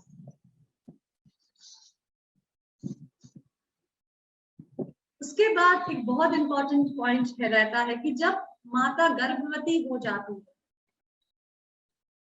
तब भी उसका उत्तरदायित्व अपने संतान के ऊपर रहता है। गर्भवती स्त्रियों के लिए अनेक ऐसी बातें बताई गई है शास्त्रों में जो उन्हें पालन करना चाहिए एक अच्छी संतान उत्पन्न करने के लिए। इसका डिटेल में अगर आपको जानना है तो संस्कारस करके किताब है, उसमें आप पढ़ सकते हैं कि गर्भवती माता को क्या करना चाहिए क्या नहीं करना चाहिए। मैं शॉर्ट में थोड़ा बताऊंगी कि एक गर्भवती जो स्त्री होती है, क्योंकि वो अब एक जीव नहीं रही, वो दो जीव हो चुकी है, उसके पेट में एक जीव पल रहा है, तो वो जीव उसके एक्सट्रीम इमोशन से प्रभावित होता है। जैसे अगर वो बहुत ज्यादा क्रोध करती है, बहुत ज्यादा हंसती, कोई भी एक्सट्रीम इमोशंस उसे नहीं करना चाहिए, क्योंकि वो उसके पेट में पलने वाले बच्चे को इफेक्ट करता है। और दूसरा, उसके आहार से, जब जो आहार वो लेती है, जो खाना वो खाती है, उसके लिए भी उसके गर्भवती स्त्रियों को बहुत सतर्क रहना चाहिए। उसे प्रयास करना चाहिए कि वो हमेशा प्रसादम ले, भगवान को अर्पित किया हुआ भोग ही खाए, ताकि उसका जो पेट में पलने वाला बच्चा वो उसे वही मिले। तीसरी इंपॉर्टेंट चीज है कि वह भगवान नामों का जप करे, शास्त्र में अपना मन लगाए, शास्त्र संबंधी चीजें ही देखे और सुने, ना कि बहुत ज्यादा अगर टीवी देखती है तो बहुत ज्यादा फाइटिंग और एकदम पैशनेट चीजें, इग्नोरेंट चीजें, बहुत रजो और तमोगुण से मिश्रित चीजें ना देखे ना सुने। ये बहुत इंपॉर्टेंट है, क्योंकि ये सब चीजों का असर उसके पेट में पलने वाले जीव पे पड़ता है। जैसे हम देख सकते हैं माता कयादु को, जब माता कयादु गर्भवती थी, उनके पेट में प्रहलाद महाराज पल रहे थे, और वो उस समय नारद मुनि के आश्रम में, सर्कमस्टांस ऐसा था कि वो नारद मुनि के आश्रम में रह रही थी। तब नारद मुनि से उन्होंने श्रीमद् भागवतम कथा सुनी, जिसके बहुत ही अच्छा इम्पैक्ट उसके पेट में पलने वाले जीव पे। इस तरह से हम भी, गर्भवती स्त्रियां भी सीख सकती है कि जब वो प्रेग्नेंट हो तो वो शास्त्रों का अध्ययन करे, बहुत ज्यादा किसी के साथ झगड़ा या ऐसे खराब इमोशंस में ना लगे अपने बच्चे के लिए, तो उस समय से माता का उत्तरदायित्व शुरू हो जाता है। बहुत ज्यादा डिटेल में मैं इस चीज को नहीं डिस्कस करूंगी, इसलिए बहुत एक्चुअली डिटेल्ड टॉपिक है एक गर्भवती माता के लिए। कुछ लाइंस में एक्चुअली मेरी किताब में जो मैंने खुद लिखी है, उसमें मैंने एक आर्टिकल लिखा था, माँ बच्चे की प्रथम गुरु, एक आर्टिकल लिखा है, उसमें से ही मैं कुछ लाइंस पढ़ना चाहूंगी इस विषय में। गर्भ में बालक के आते ही माता को अपने कर्तव्य पालन के लिए सजग हो जाना चाहिए। माता के स्वास्थ्य और मानसिकता का गर्भ में पलते शिशु पर विशेष असर पड़ता है। माताओं को चाहिए कि जब वे गर्भवती हो जाए तब अपनी संतान को श्रेष्ठ अच्छा बनाने की इच्छा से भगवान की कथाएं एवं भगवत भक्तों के चरित्र सुने, उनका ही चिंतन करे और वैसा ही चित्र देखे, मतलब वीडियो भी वैसा ही देखे, ना कि जैसे मैंने आपको बताया बहुत पैशनेट और तमोगुणी वीडियोस ना देखे। ब्रह्म वैवर्त पुराण में बताया गया है, सा गर्भधारिणी या च गर्भवास विमोचिनी। ब्रह्म वैवर्त पुराण में बताया है कि गर्भ को धारण करने वाली स्त्री वही है जो गर्भवास में बालक को पुनः कभी ना आने दे। ऐसा ब्रह्म वैवर्त पुराण में बताया है कि गर्भवती स्त्री वही सही तरह से गर्भवती स्त्री है जो अपने बच्चा जो गर्भ में धारण करने वाली स्त्री वही है जो गर्भवास में उसके बच्चे को, जो मतलब जो बच्चे को वो गर्भ में धारण की है, उसे पुनः कभी ना आने दे, मतलब उसे ऐसी फैसिलिटी दे कि that is the last chance for his coming in the वूम। वो उस बच्चे के लिए लास्ट टाइम है कि वो एक स्त्री के गर्भ में आ रहा है, तो ऐसी गर्भवती स्त्री को प्रयास करना चाहिए। इस तरह से ये माता का रोल ये भी बहुत इंपॉर्टेंट है जब वो गर्भवती होती है। और थर्ड एक इम्पॉर्टेंट पॉइंट ये है, शास्त्र बताते हैं कि जो जीव हमारे घर में आया है वो कौन सा जीव है। तो भगवत गीता में ये श्लोक आता है,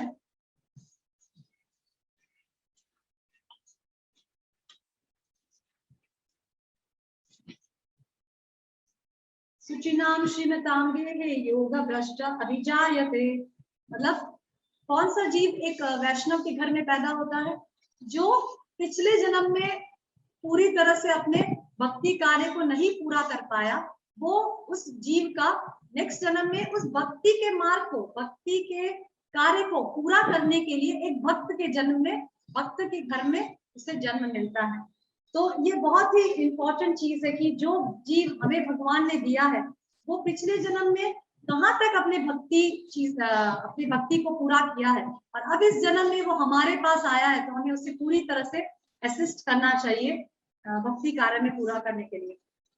और इससे मुझे एक ध्यान आया, एक बहुत इंपॉर्टेंट पॉइंट ध्यान आया कि 3rd कैंटो में कपिल मुनि विभूति से जीव जब गर्भ में होता है तो उसके अलग अलग स्टेजेस का वर्णन करते हैं। तो उसमें कपिल मुनि बहुत ही विस्तार से वर्णन, अगर कोई गर्भवती स्त्री है तो उसे अवश्य पढ़ना चाहिए। इवन पर्सनली मैं जब प्रेग्नेंट थी तो मैं उसे जरूर पढ़ती थी और उससे बहुत इंस्पिरेशन मिलता था मुझे।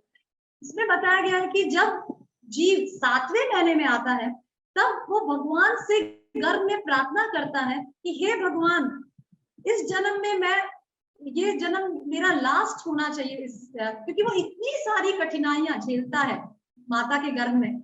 एक शिशु जो होता है, तभी जन्म को एक चार तकलीफों में जन्म को भी बताया, birth, death, disease and old age, जन्म, मृत्यु, जरा, व्याधि। तो जो जीव का जो जन्म है, गर्भ में रहकर जो जन्म होता है, तो वो बहुत ही तकलीफमय होता है। एक शिशु को, जैसे अगर कोई शिशु है बाहर, उसको अगर हम टाइट से कपड़े में बांध दे, कपड़े से एकदम टाइट से बांध दे, वो पैर हाथ भी ना हिला पाए, और फिर कुछ अपने हाथों का मूवमेंट ना कर सके, और फिर छोटे छोटे मच्छर या जीव जंतु से उसके सॉफ्ट स्किन को काटे, तो क्या वो बच्चा खुशी महसूस करेगा? नहीं, वो अत्यंत ही मुश्किल और दुख महसूस करेगा। तो इस सभी दुख से हम गुजर के आए हैं, हम सभी माँ के गर्भ में रहकर आए हैं और इस तकलीफ को सहे हैं।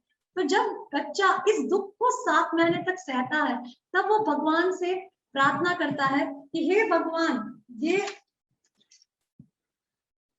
मेरा लास्ट जन्म होना चाहिए, और मैं आपसे प्रार्थना करता हूँ कि अब ये जन्म में जब मैं माँ के गर्भ से बाहर आऊंगा तो केवल और केवल मैं आपकी ही भक्ति करूंगा, और इस जन्म में भक्ति करके मैं आपके धाम आ जाऊंगा। इस तरह से वो जीव भगवान से प्रार्थना करता है 7वें महीने। और जब वो माँ के गर्भ से बाहर आता है तो क्या होता है? जब वो माँ के गर्भ से बाहर आता है तो माता पिता के स्नेहवश वो इस प्रकार की जो प्रॉमिस है, जो उसने भगवान से गर्भ में की थी, वो उसे पूरी तरह से भूल जाता है, उसे विस्मृति हो जाती है, he forgets that। तो जैसे सुखदेव गोस्वामी की स्टोरी में हम देखते हैं कि सुखदेव गोस्वामी 16 साल तक अपनी माता के गर्भ में थे। माता का नाम था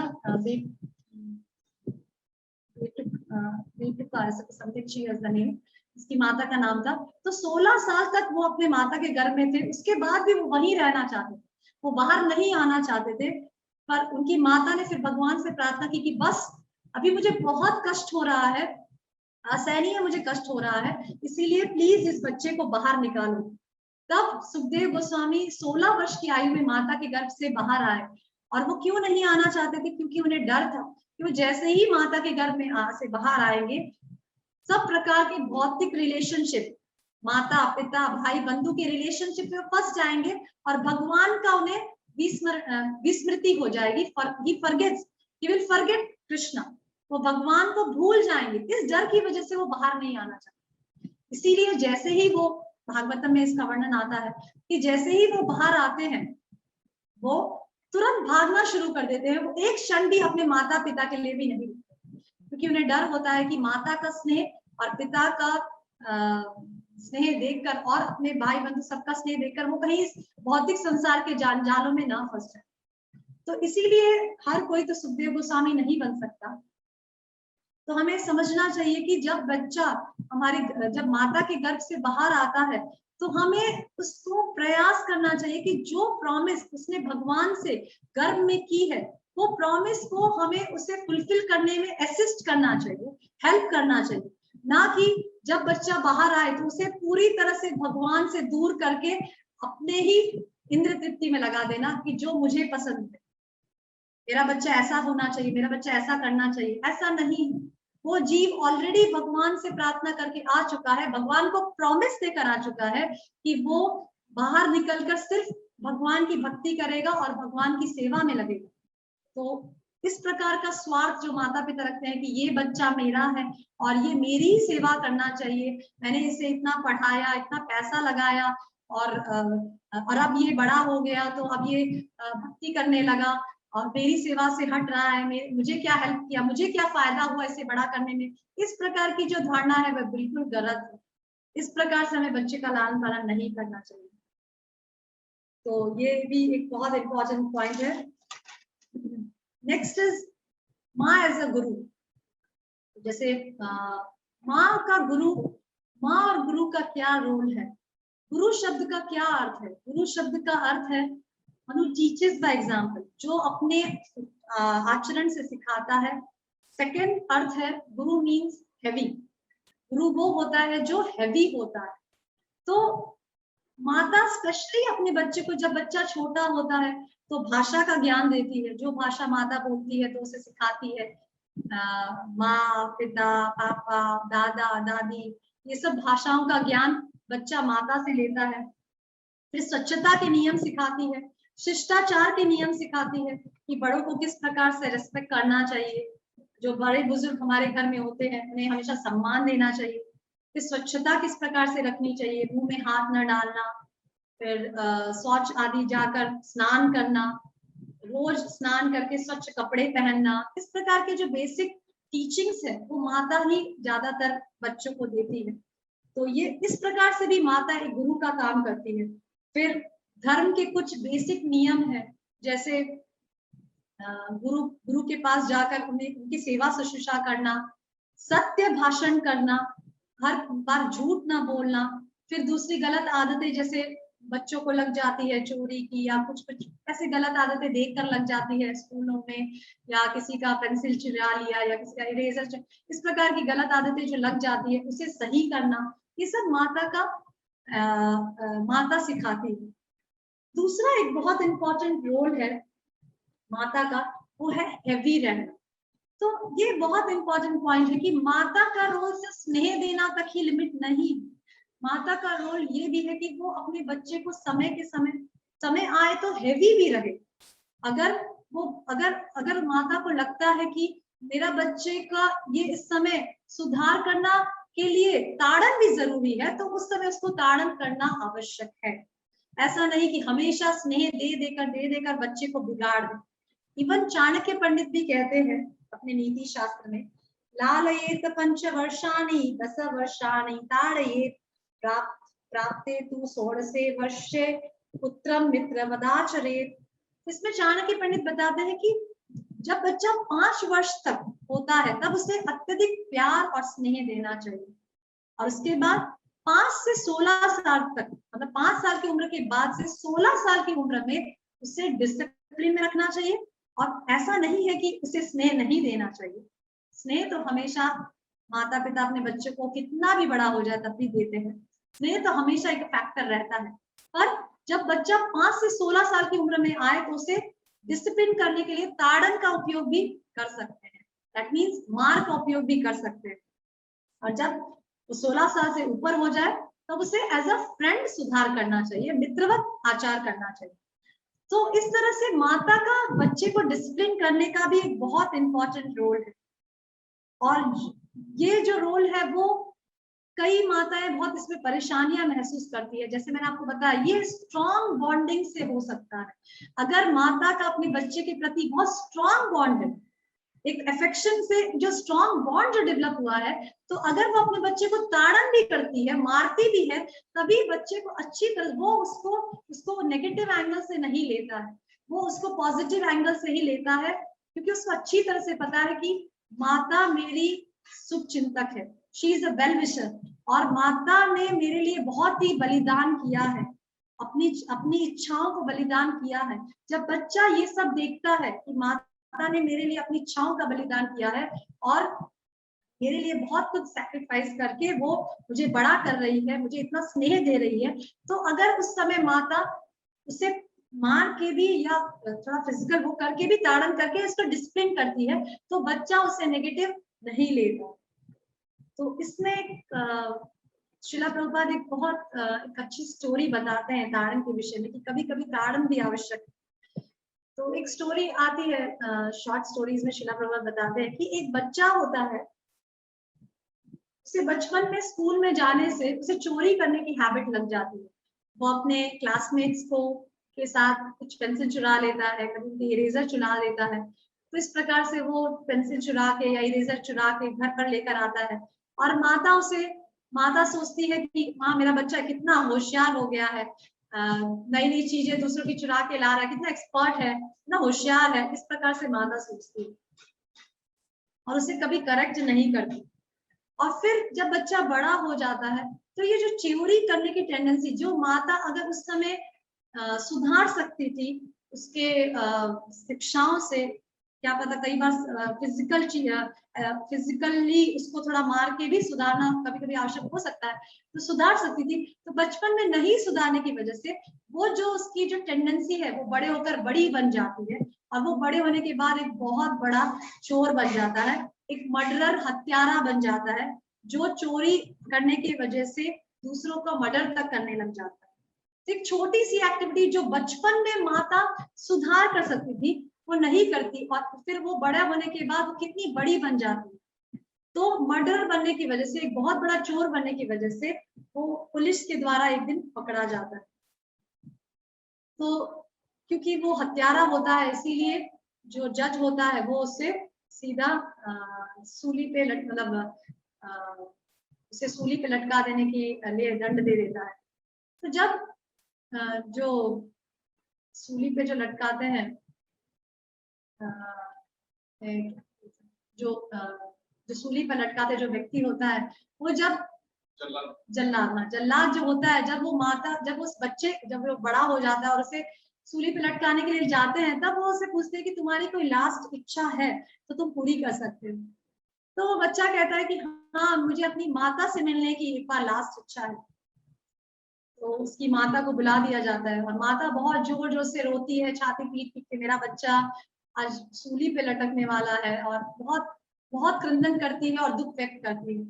तब बच्चा अपनी माता को पास में बुलाता है और उसके कान नजदीक कहता है कि मुझे कुछ आपको कान में कहना है।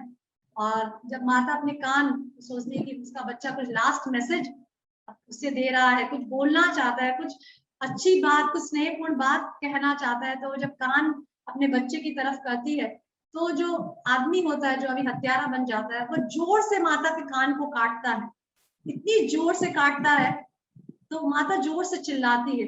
और फिर वो जो हत्यारा होता है वो कहता है कि तुम्हारे रोने का कोई मतलब नहीं है, अगर तुमने बचपन में मुझे पिटाई करके भी इस आदत को सुधार देते तो आज मैं इस पोजीशन पे नहीं खड़ा होता।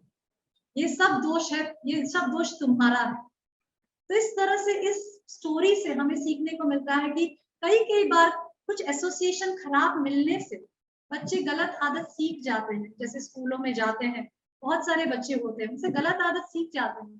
तो माता का एक विशेष योगदान रहता है, विशेष कर्तव्य रहता है कि वो अपने बच्चे को उसी समय करेक्ट करे, और अगर एक बार करेक्ट नहीं होता अनेकों बार उसको करेक्ट करें, और अगर वो नहीं सुधर रहा है तो उसके लिए उसे ताड़न का उपयोग करना भी आवश्यक है। क्योंकि जो बच्चे की जो नींव है, जो फाउंडेशन है, वो अगर वीक है, जैसे कोई भी मकान होता है, अगर उसके फाउंडेशन ही वीक है तो वो मकान कभी भी गिर सकता है, कभी भी कोलैप्स हो सकता है।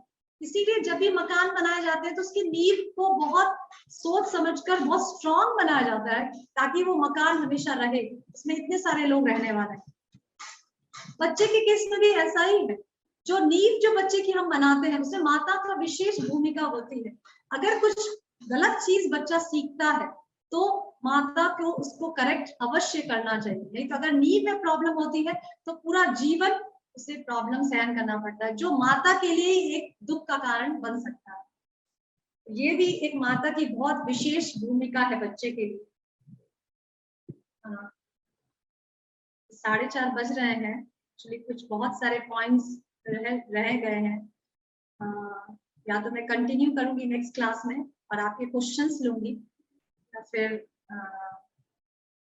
ठीक है, मैं ट्राई करूंगी कि मैं नेक्स्ट क्लास में इस टॉपिक को और कंटिन्यू कर सकूं, कि प्रैक्टिकल एप्लीकेशन ये सब डिस्कस करना बाकी है अभी। तो मैं अभी इस टॉपिक्स को जितना मैंने अभी तक डिस्कस किया, अगर किसी को इस विषय में कुछ प्रश्न है तो पूछ सकते हैं, और मैंने इसी टॉपिक को वापस से नेक्स्ट सैटरडे कंटिन्यू करूंगी।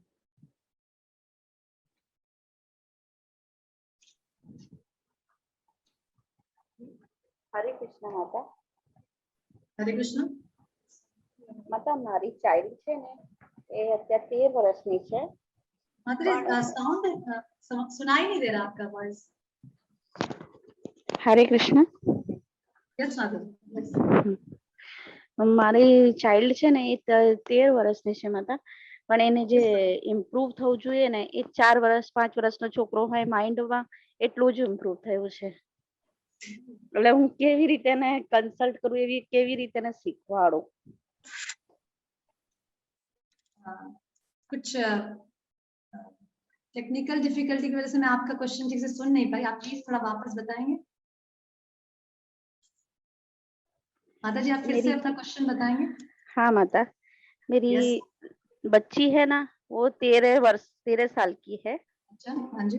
और हाँ, और वो है ना उसका जो माइंड है ना वो जैसे 4-5 साल के बच्चे होते हैं ना, अच्छा, उतना ही चलता है।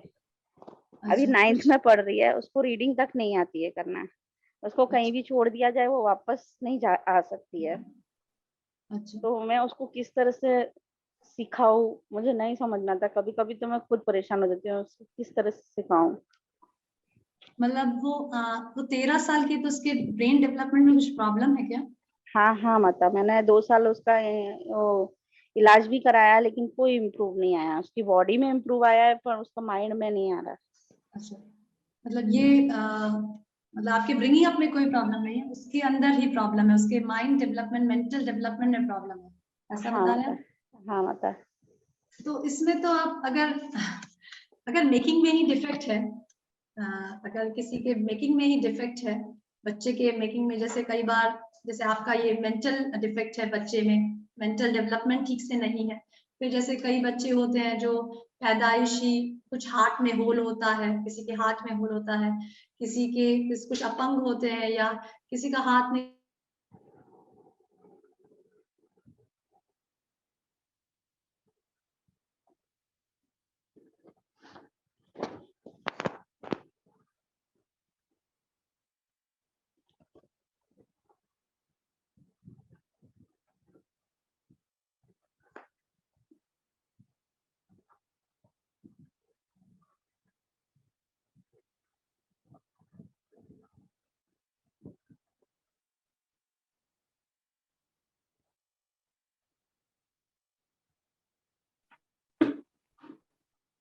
कुछ फिजिकल डिफॉर्मिटीज होती है, मेंटल डिफेक्ट होता है। जैसे की चीज कर सकते हैं कि आपको ये समझना पड़ेगा कि कुछ कर्म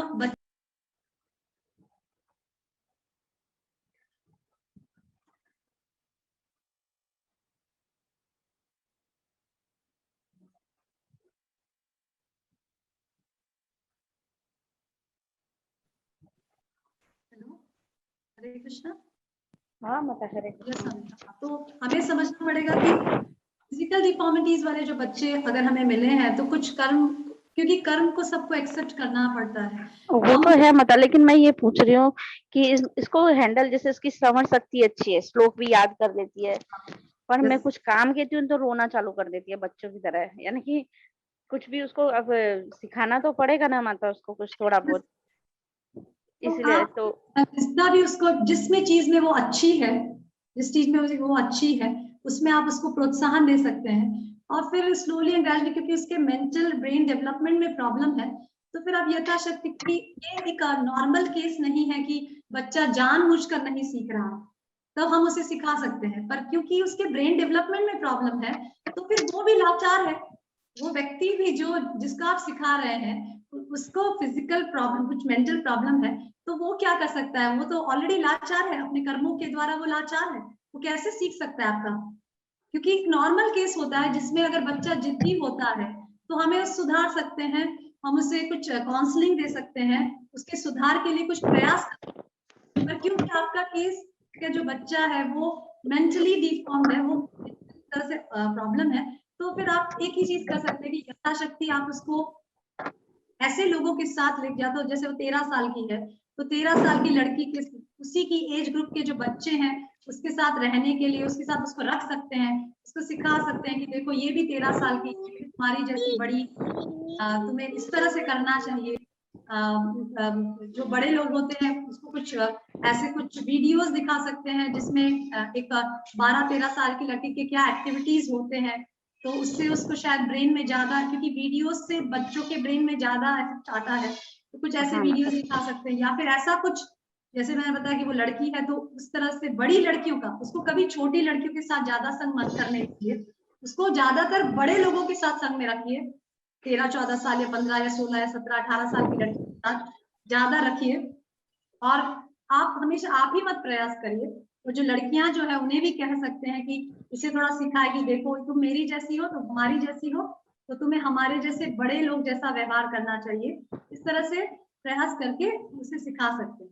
फिर क्योंकि वो मेंटली डिफॉर्म्ड है तो वो जितना उसको एक्सेप्ट करे फिर वो उसके ऊपर है।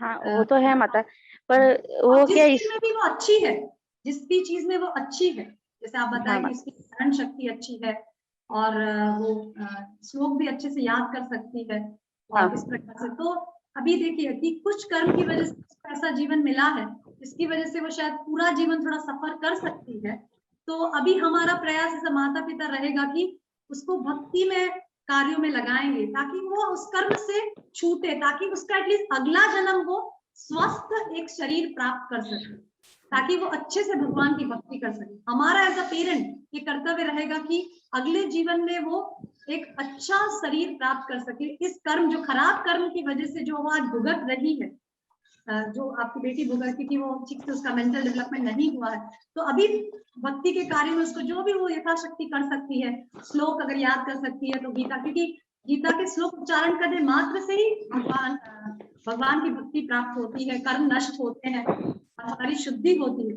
तो इसमें उसको जो भी भक्ति के कार्य में जिसमें भी इंटरेस्ट आता है, अगर भगवान की माला बनाने में इंटरेस्ट आता है, हाँ भगवान, बनाती है माता, मेरे पास आते हैं ना बनाने के लिए, तो वो बनाती है, मेरे संग करती है।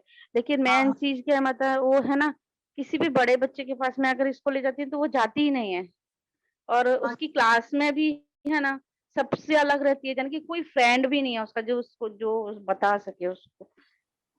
हाँ, तो जो आसपास उसके जो फ्रेंड्स हैं उससे आप बोल सकते हैं कि ये थोड़ा ऐसे ही करती है, तो प्लीज तुम ऐसे माइंड मत करो, इसको फ्रेंडशिप करो, सामने से फ्रेंडशिप करो, या कुछ फ्रेंड्स घर पे आ सकते हैं, कुछ जो आपके क्लोज लगते हो, या आपके रिश्तेदारों में कोई लड़की ऐसी हो तो आपकी, जो आपकी तकलीफ समझ सके कि ये मेरी बेटी ऐसी है, वो बहुत डरती है, उसके डर को निकाल सकते हैं। ज्यादा 1 या 2 लड़कियां ऐसी हो जो आपकी बात सुनती हो और आपकी बेटी से फ्रेंडशिप कर सके, फोन पे बात कर सके, तो उसका जो डर है वो निकल सकता है।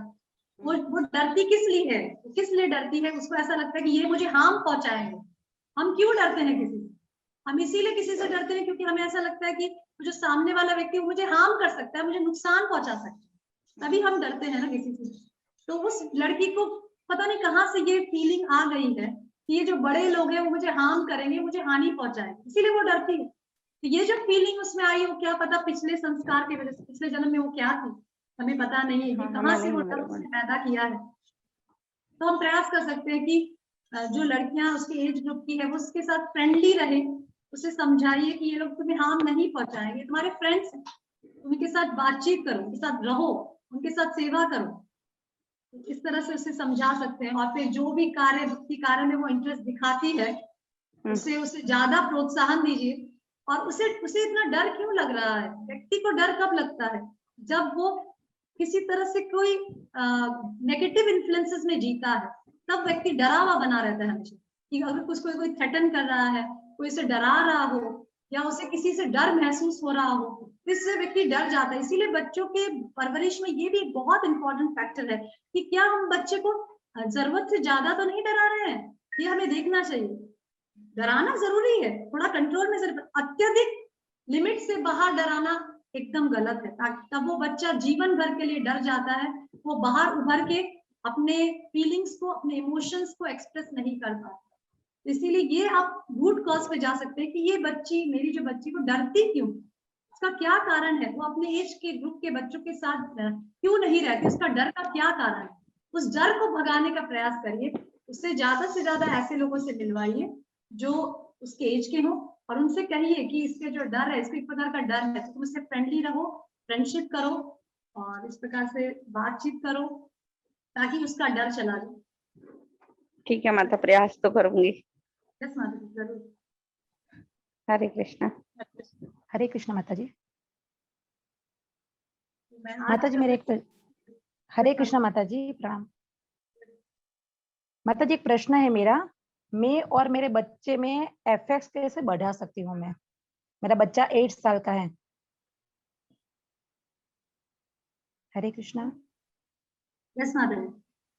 हाँ मेरा बच्चा है ना 8 साल का है, तो मुझे एफएक्स उसके साथ स्नेह ज्यादा बढ़ाना है, तो मैं क्या कर सकती हूँ? क्या वो बहुत जिद्दी है, मेरा कहना नहीं मानता है, तो आपको मैं क्या क्या कर सकती अफेक्शन बढ़ाना है, उसके साथ स्नेह हूँ? बढ़ाना है? हाँ उसके साथ बढ़ाना है तो। एक्चुअली इसका बहुत बड़ा आंसर दिया, मैं शॉर्ट में आपको बताऊँ कि नेक्स्ट चीज है, नेक्स्ट जो सेशन होगा उसमें हम यही सब प्रॉब्लम्स डिस्कस करने वाले हैं। पर अभी मैं फिलहाल प्रैक्टिकली यही आपको बताऊंगी कि बच्चा, बहुत सारे पेरेंट्स की समस्या होती है कि बच्चा हमारा सुनता नहीं, बच्चा जिद्दी है, हम बच्चों के साथ कैसे अफेक्शन बनाएं। तो उसके लिए सबसे इम्पोर्टेंट है कि सबसे पहले आप बच्चे की सुनने की हैबिट बनाइए। क्योंकि हम ऐसा करते हैं, जब बच्चा, जैसे बच्चा कहीं जाता है, कहीं पढ़ने के लिए जाता है, तो उसके फ्रेंड होती है, उसके फ्रेंड ने उसकी पेंसिल ले ली, इरेजर ले लिया, इस प्रकार की छोटी छोटी समस्या जो हमारे लिए इतना इम्पोर्टेंट नहीं, जो हमारे लिए इतना इम्पोर्टेंस नहीं रखती, कि बच्चा बोलता है कि मैं खाना खा रहा था, तो उसने मेरी शर्ट खींच दी, उसने मेरे बाल खींच दिए, ऐसा कुछ करता है, वो हमें आके बताता है। अब हमें आकर, स्पेशली अपनी माँ को आकर सारी फीलिंग्स बताना चाहता है, पर हम इतने बिजी होते हैं स्मार्टफोन्स में, या हमारे इतने सारे खाना बनाना होता है, इतनी जल्दी होती है, अरे ये सब कोई प्रॉब्लम्स है? नहीं, वो हमारे लिए प्रॉब्लम्स भले ही ना हो, हमारे लिए बड़ी प्रॉब्लम्स ना हो, पर वो बच्चे के लिए बड़ी प्रॉब्लम्स, वो बच्चे के दिमाग में, उसका जो छोटा जो दिमाग है, जो छोटे होने की वजह से उसके जो दिमाग वो छोटा है, उसकी वजह से वो जो प्रॉब्लम्स, जो हमें ऐसा लग रहा है कि it's not a very big problem, पर वो बच्चे के लिए बड़ी प्रॉब्लम, तो वो हमें सुनना चाहिए। अगर हम चाहते हैं कि बच्चा हमारी सुने, तो सबसे पहला first step is to listen to what they are saying. Habit रखिए, पेशेंटली, बहुत ही ध्यान पूर्वक बच्चे की समस्याएं सुने, और उससे ऐसा ना दिखाएं कि ये सब तो बेकार है, और ऐसा नहीं, वो सही में अगर वो समस्या बता रहा है तो उसको आप भी समस्या के रूप में लीजिए, और एज अ फ्रेंड की तरह उससे काउंसलिंग दीजिए। ये this is the first step you can do अपना बॉन्डिंग बढ़ाने के लिए। सेकेंड थिंग, कि समय समय पर बच्चे की प्रशंसा करना।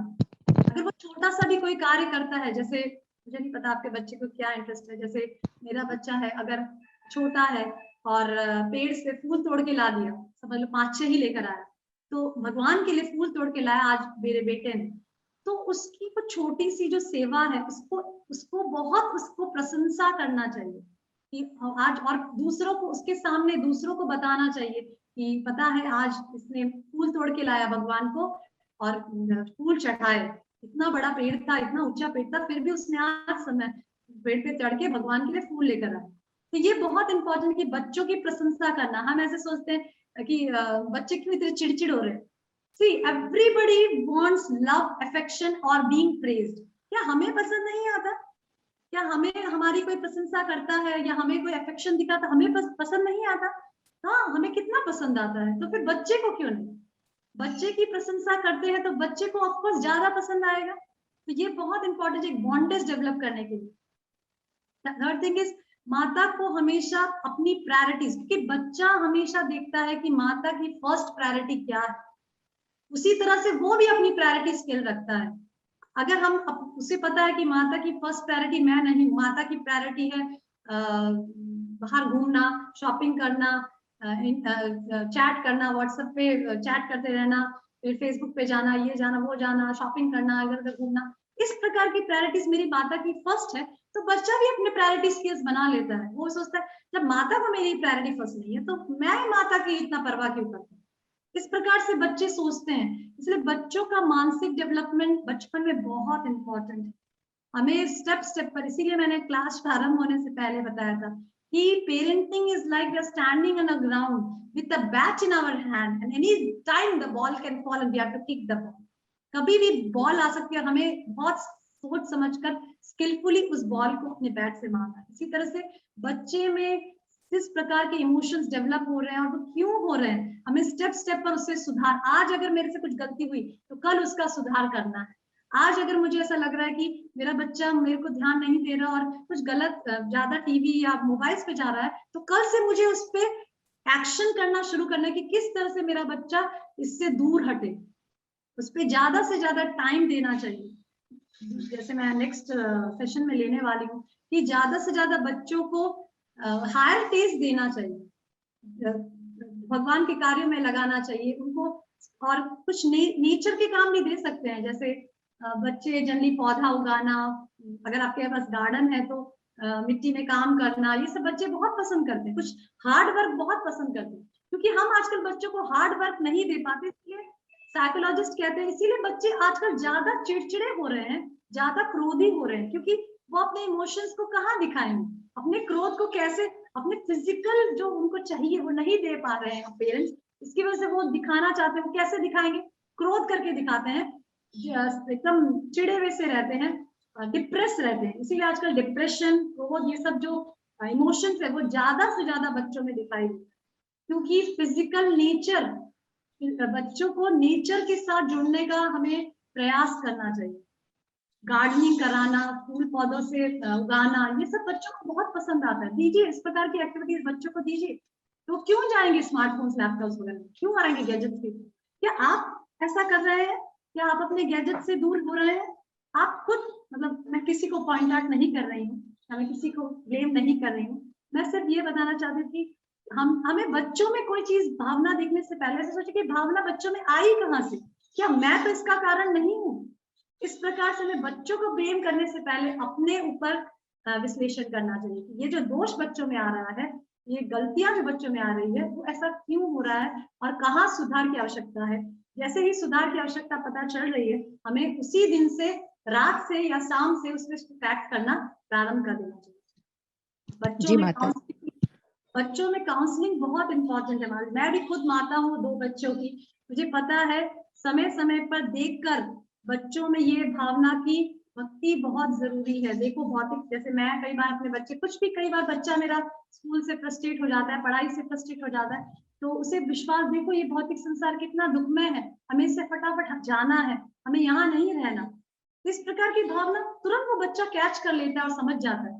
जैसे कोई भी पॉइंट, ऐसा नहीं कि इसको एक टेबल पे चेयर पे बैठाना और फिर गीता के श्लोक बोल के इसके मीनिंग्स बताना, देखो भौतिक संसार, नहीं, कोई भी पॉइंट आप बच्चे को काउंसलिंग कर सकते हैं।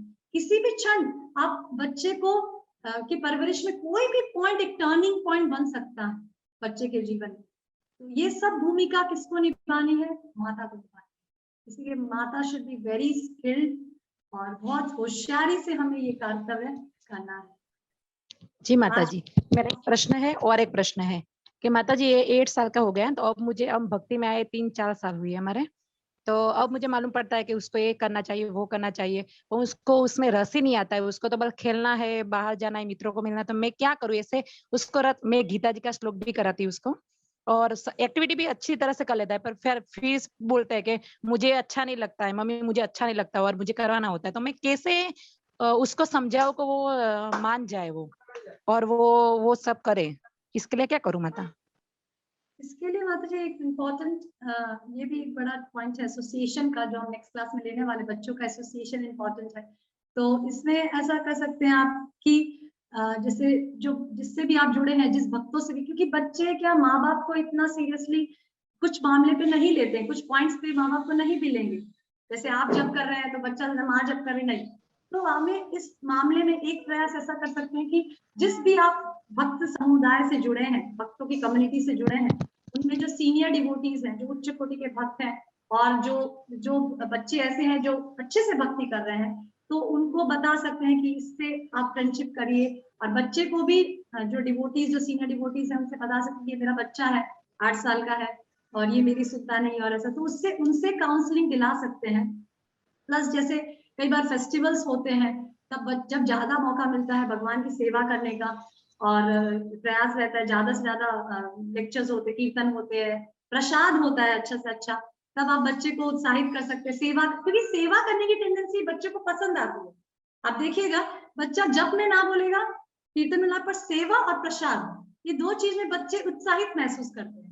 तो आप जैसे आपके कोई मंदिर से आप जुड़े हैं तो आप बता सकते हैं कि ये जो मेरा बच्चा है इसको कुछ फेस्टिवल से, जैसे जन्माष्टमी आ रही है, बलराम पूर्णिमा आ रहा है, तो इसे कुछ सेवा दे दीजिए, ऐसे कोई ग्रुप का इसको कुछ रिस्पॉन्सिबिलिटी दे दीजिए। क्योंकि अगर बच्चे को हम किसी कार्य में रिस्पॉन्सिबल बना देते हैं, जैसे मैं अपने बच्चे को कई बार पुजारी सेवा देती है, हाँ तुम आज पुजारी हो, तुम्हें सारी प्लेट्स तैयार करनी है और तुम्हें अच्छे से भगवान की पूजा करनी है, तो बच्चा मैं सोचता अच्छा आज मैं पुजारी हूँ, मेरी इतनी बड़ी रिस्पॉन्सिबिलिटी है। तो बच्चा को अगर हम रिस्पॉन्सिबिलिटी देते हैं तो वो बहुत अच्छी तरह से उसे निभाने का प्रयास करते हैं। तो इसी तरह से आप भी प्रयास करिए कि क्योंकि आपने मतलब पहले से आप भक्ति में नहीं थे, इसीलिए आप प्रयास कर सकते हैं कि उसे ज्यादा से ज्यादा जो भक्त से आपसे जुड़े हैं वो आपके बच्चे को बुलाएं, फेस्टिवल्स में आमंत्रण दें, प्रसाद के लिए आमंत्रण दें, कुछ सेवा ऐसी दें जिसमें उसको इंटरेस्ट आए। क्योंकि एकदम से जप में और कथा में इंटरेस्ट लाना वो तो बड़े भी नहीं हो पाते, बड़े लोग भी जल्दी से जप और कथा में इंटरेस्ट नहीं पैदा कर पाते, तो बच्चों का क्यों हम दोष देख रहे हैं, बच्चों में क्यों देख रहे हैं? बच्चे भी स्वाभाविक रूप से जप और कथा शायद नहीं सुनना पसंद है, पर कुछ कुछ कार्य ऐसा हो सकते हैं जिसमें वो भगवान की सेवा करने में आनंद महसूस कर सकते हैं।